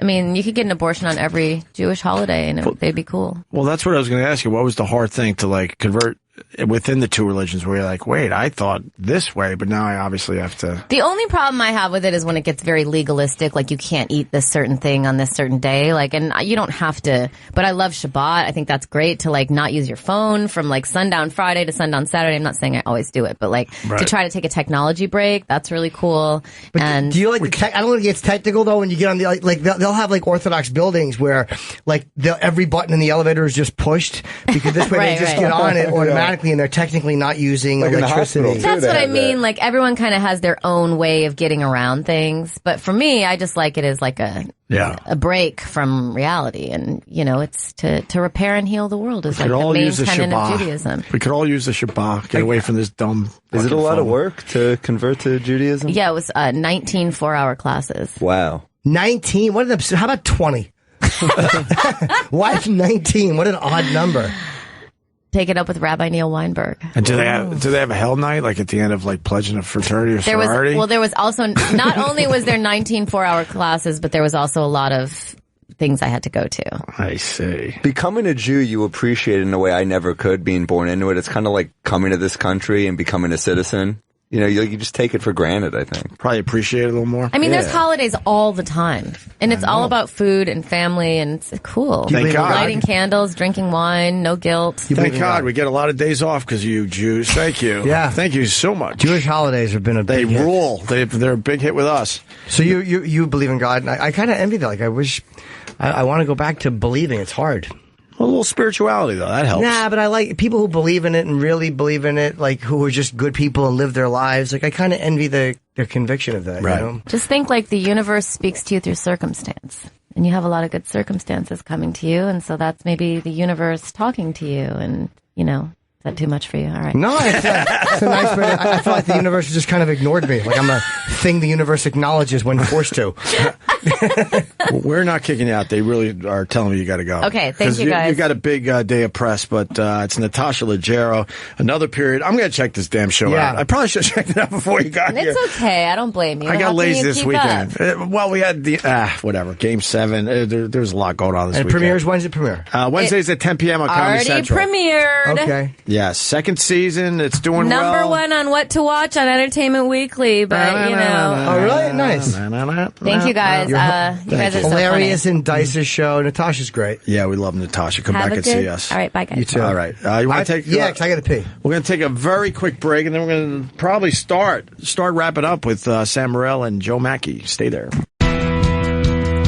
Nice. Is it Joe Machi or Machi? Machi. It looks like it would be Machi. Fucking funny as shit. Oh, thanks. I walked in here. I'm a bit drunk. I woke up Doug Stanhope. I woke up at 1 a.m. Wow. Went out to find my credit card I lost. Found it in my pants that I was wearing, but still went to the bar I thought I lost it at and started drinking, going, hey, I got to start doing press at 9 a.m. Fuck it. That's a good and so I walk in, and Joe Machi Inimitable. I thought I could say inimitable. The fucking dude is so funny. And I go, oh, I don't really know you. I saw you on TV. Norton, you've been doing this for 25 years or something, too. Yes. Do you meet people that you go, do I know you from TV or real life? Yeah, absolutely. There's a lot of acts you'll see, like, did I watch you on something or have we met? The worst is when you say nice to meet you and they've already met you and you're like, oh. The worst is a black guy. Attaboy. Good point. Not 100%. Period. Sherrod, I met enough times where I go, okay, remember Sherrod, you know Sherrod. But there's a lot of black comics where you go, if I say have we met before, or do you just look familiar? Oh, yeah. It's terrible. Good to see you is always the best way. Yeah. Not good to meet you. It's always, hey, good to see you, man. Absolutely. And then it's kind of, Do you know that yet, Joe Machi? Yeah, I always say, how you doing? Because now we're talking about them. We're not talking about, I don't know who I'm talking to.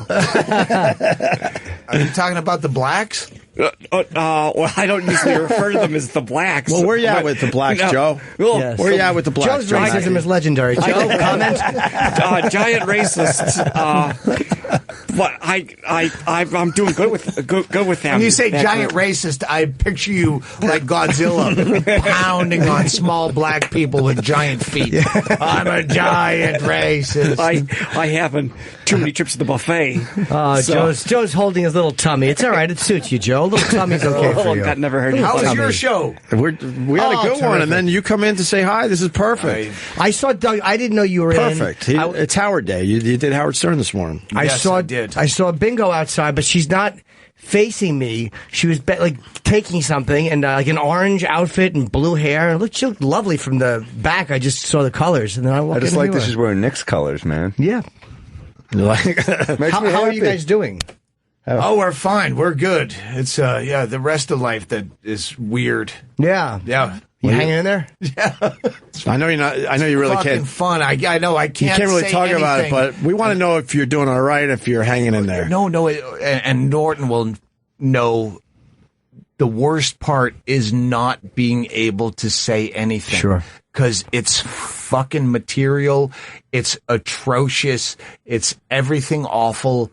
But I can't talk about it because lawyers will spin any word you say and to take away my material. Like, are you fucking kidding?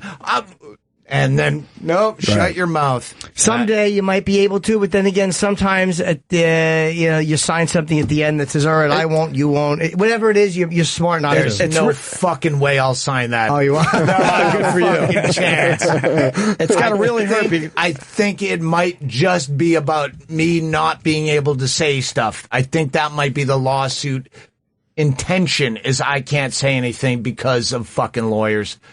They're hard to deal with. Even your own Jimmy, lawyer. You fucking no, he knows. You know that I would not vouch for someone if I. All right, be careful. Well, hold on. No, I know. Now, do you like your lawyer? I wouldn't fall into some Steve Rannazzisi trap. And I like that guy. He got fucked. I think he panicked a little bit. Yeah, he panicked. If you know the whole story, I think he just panicked. I'm not panicking. He's a good dude. I talked to him. I think I was drunk. But the thing with you guys and to a certain extent with a radio show, when some shit goes down in your life, we have the jobs where you could go and just spew it all out, whether it's on a stage through a mic. So it's got to be extra tough that you got to just keep it fucking tight-lipped. Got to be brutal. I remember a show at the Comedy Store where he came with his kid, and they were hidden. You know, the main room, the Comedy Store. He's right by that fire exit that goes to the backstage. Him and his kid, and he's dressed like fucking Johnny. He's got the hat and stuff. No one knows he's there. He's sitting there with his fucking 12-year-old kid. So I'm doing all these jokes, like I'm doing out of the side of my mouth just to him and his 12-year-old fucking kid at that time. Like I'm sorry, people. I'm doing two different shows here. Yeah. You're not following along, but you don't. So I'm doing all because you have to address the elephant in the room if it's in your head. So whatever's going on. Right. So to not be able to fucking talk about. I don't have anything I want to say about Johnny and that issue other than what I wrote. That was it. That's Sure. what I know. That's what I saw. But the fucking lawsuit, I want to fucking hammer like a fucking pig's carcass, and I cannot say shit. No, because anything you say, they just have a comment on. They have, that's what lawyers do. That's how lawyers keep themselves busy. Their job is to Even wear you down. If I have a Wear jovial you down. attitude towards the lawsuit, then they can it sucks. But I was saying, the attorney who you're dealing with, your own guy or woman, whoever she is, do you like that person? It helps if you like your own attorney. They're always very ingratiating. I'm using LegalZoom.com. Oh. Thank you. That got no laugh on Howard. That's hilarious. That's hilarious. I did my will on LegalZoom. See, you knew it was hilarious because you tried it again. Good for Doug.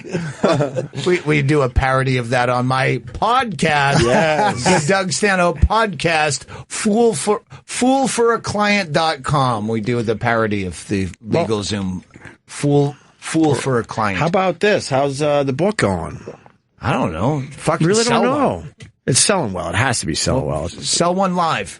Well, what do you want to do? Digging Up Mother at Amazon. Yeah. And get that book. I read it. I loved it. It's a decent book. It's a very good book. I'm a self-hating man like you. Sure, yeah. But I think I did a good job on that. I think comedians, when we write things, you look at it because we have the chance to go over it and look it over and edit it. And by the time it comes out, you're like, no, this is how I want it. And if it's how you want it, you have enough faith in your own being funny to know that it's going to be good. When you were here, but there's a lot of it that's not funny. Well, or whatever quality. Yeah, there's a lot of funny in the book. Can you talk about the Sunset Boulevard story? Because I was trying to get you to tell it last time, but you were going to tell it on, I think it was, whose show? It was Ari's show. So we had to save that story. What story? Well, I don't want to give away the punchline. Well, dude, tell me which story. Dive bar. Oh, Lorca? Yes. Yes, Lorca. Can you now tell that story? Because you were saving it for Ari. I did it on Ari's show that hasn't aired yet. All right. Then. There's a whole build-up. There really is a story. Well, I'm trying to sell your book because it's an amazing story. All right. Yeah, but fine. To give it away. No. I would have to take the stage. That's fine. And then build you up and then misdirect you.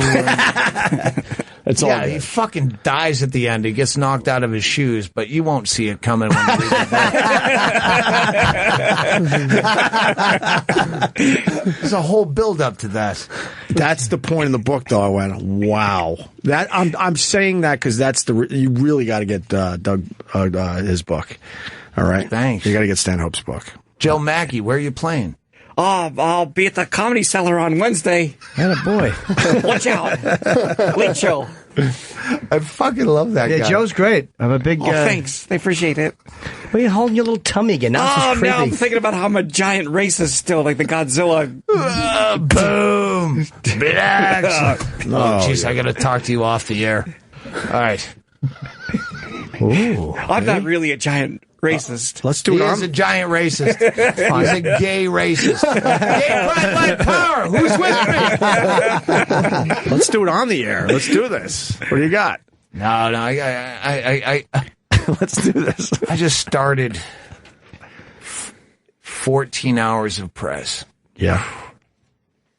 And saying that was number one. You're an accidental number two. Then it goes through the night into Artie Lang in fucking Hoboken. What an asshole. Yeah, this is from his house, right? Yeah. Like what kind of rehab did you go to that says, oh, people want to drive to fucking Hoboken, but I'm not going to say no. He's already goddamn Lang. I'm going to go. You got to sit in his kitchen too.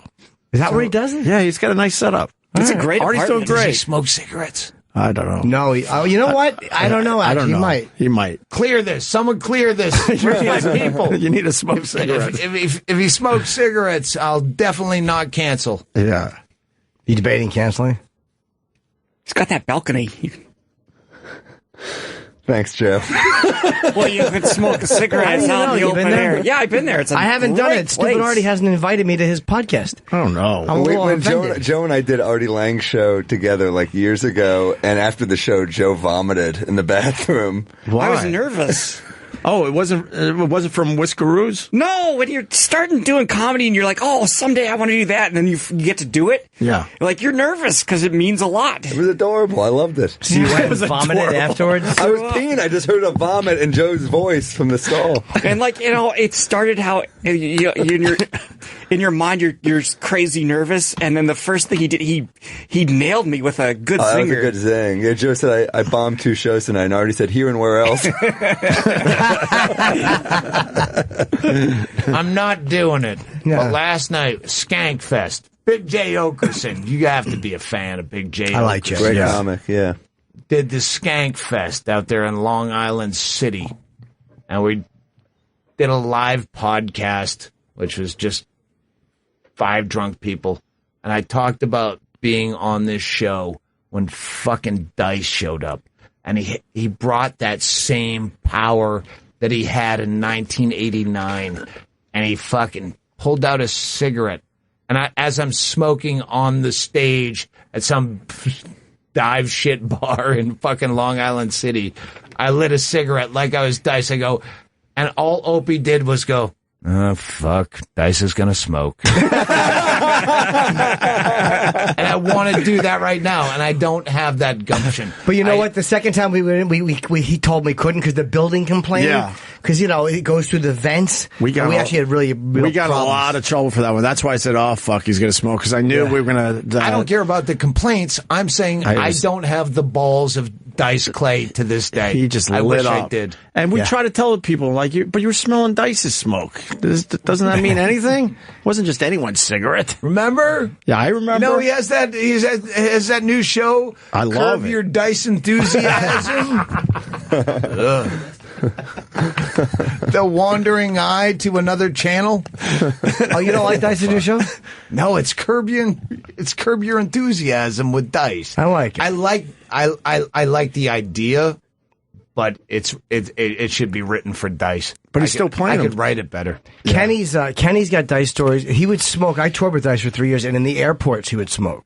And he would just sit there at the baggage claim and smoke. And when security people would come over, Dice would tell them, like, no, I got a thing from the governor. It's all right. And they let him smoke. That's smart. He delivers it so... It's such matter-of-fact information. I wish I could be full of shit. God, everyone's panicking, saying you can't light up. Why, Eric? Because I'm not lighting up. Because you guys had to really deal with it. We just left. We left, and everyone else had to clean up our mess and deal with management on that. We had security telling us, you realize it's a law. And I said, but it's Dice. You tell Dice. We tried. It's the Dice law. Go look at the fucking laws on the New York... you can't have a duck on your shoulder on a Sunday. It's somewhere on the law. It's the laws they want to enforce. All right. I got to go smoke a cigarette 36 floors down and then go do Raw Dog, which everybody listens to. Yeah. Why don't we wrap up? 'Cause I want to find out what Doug has to say off mic. Some good stuff? Is it good? It's at 4 p.m. What? It's at 4 p.m. At 4 p.m. I got to know what's going on. Oh. You don't need to hear from me. I need to hear from you. Oh, okay. Deal. Let's wrap up. Doug Stanhope. Wrap it up. Digging Up Mother. Joe Machi. Machi. It's the name of the book. Machiavellian. I'm going to have to hear about this shit all day now from Mackie. I can't wait to fucking kiss that man on his weird mouth. Joe Mackey's going to be in town for a little while, but then what? I got my Comedy Central half hour coming out in August. Nice. No one cares. I did one fucking 20 years ago. No one gives a shit, but it's good for you now. Where do you live? I live in Jersey. Not me. Hey, give me a ride to Artie Lang's house. I'm going to be there at 9. And be sober to get me home. All right, thank you. You got a long day, Doug Stanhope. I'm not a registered guest. I'm a walk-in. All right. You're always a welcomed addition. Yes. That's always happy to see you. You come in anytime you fucking want. Sam Morril? I'm at the Comedy Attic in Bloomington, July 14th through 16th. DC Draft House, 22nd and 23rd. A lot of Montreal coming up. Just sammorril.com. All right, cool. And I'll Jimmy? be in Friday. I'm going to be in Orlando at the Plaza Theater, and then Saturday, Atlanta at the Buckhead Theater. Just go to my website for tickets. All right. I think we're done, man. We'll see you guys tomorrow. Thank you. Thanks, hey, Sam. Fuck, I never mentioned Sam. I love Sam. All right. Sam Morril. Thank you. You guys did great today. We'll see you guys tomorrow.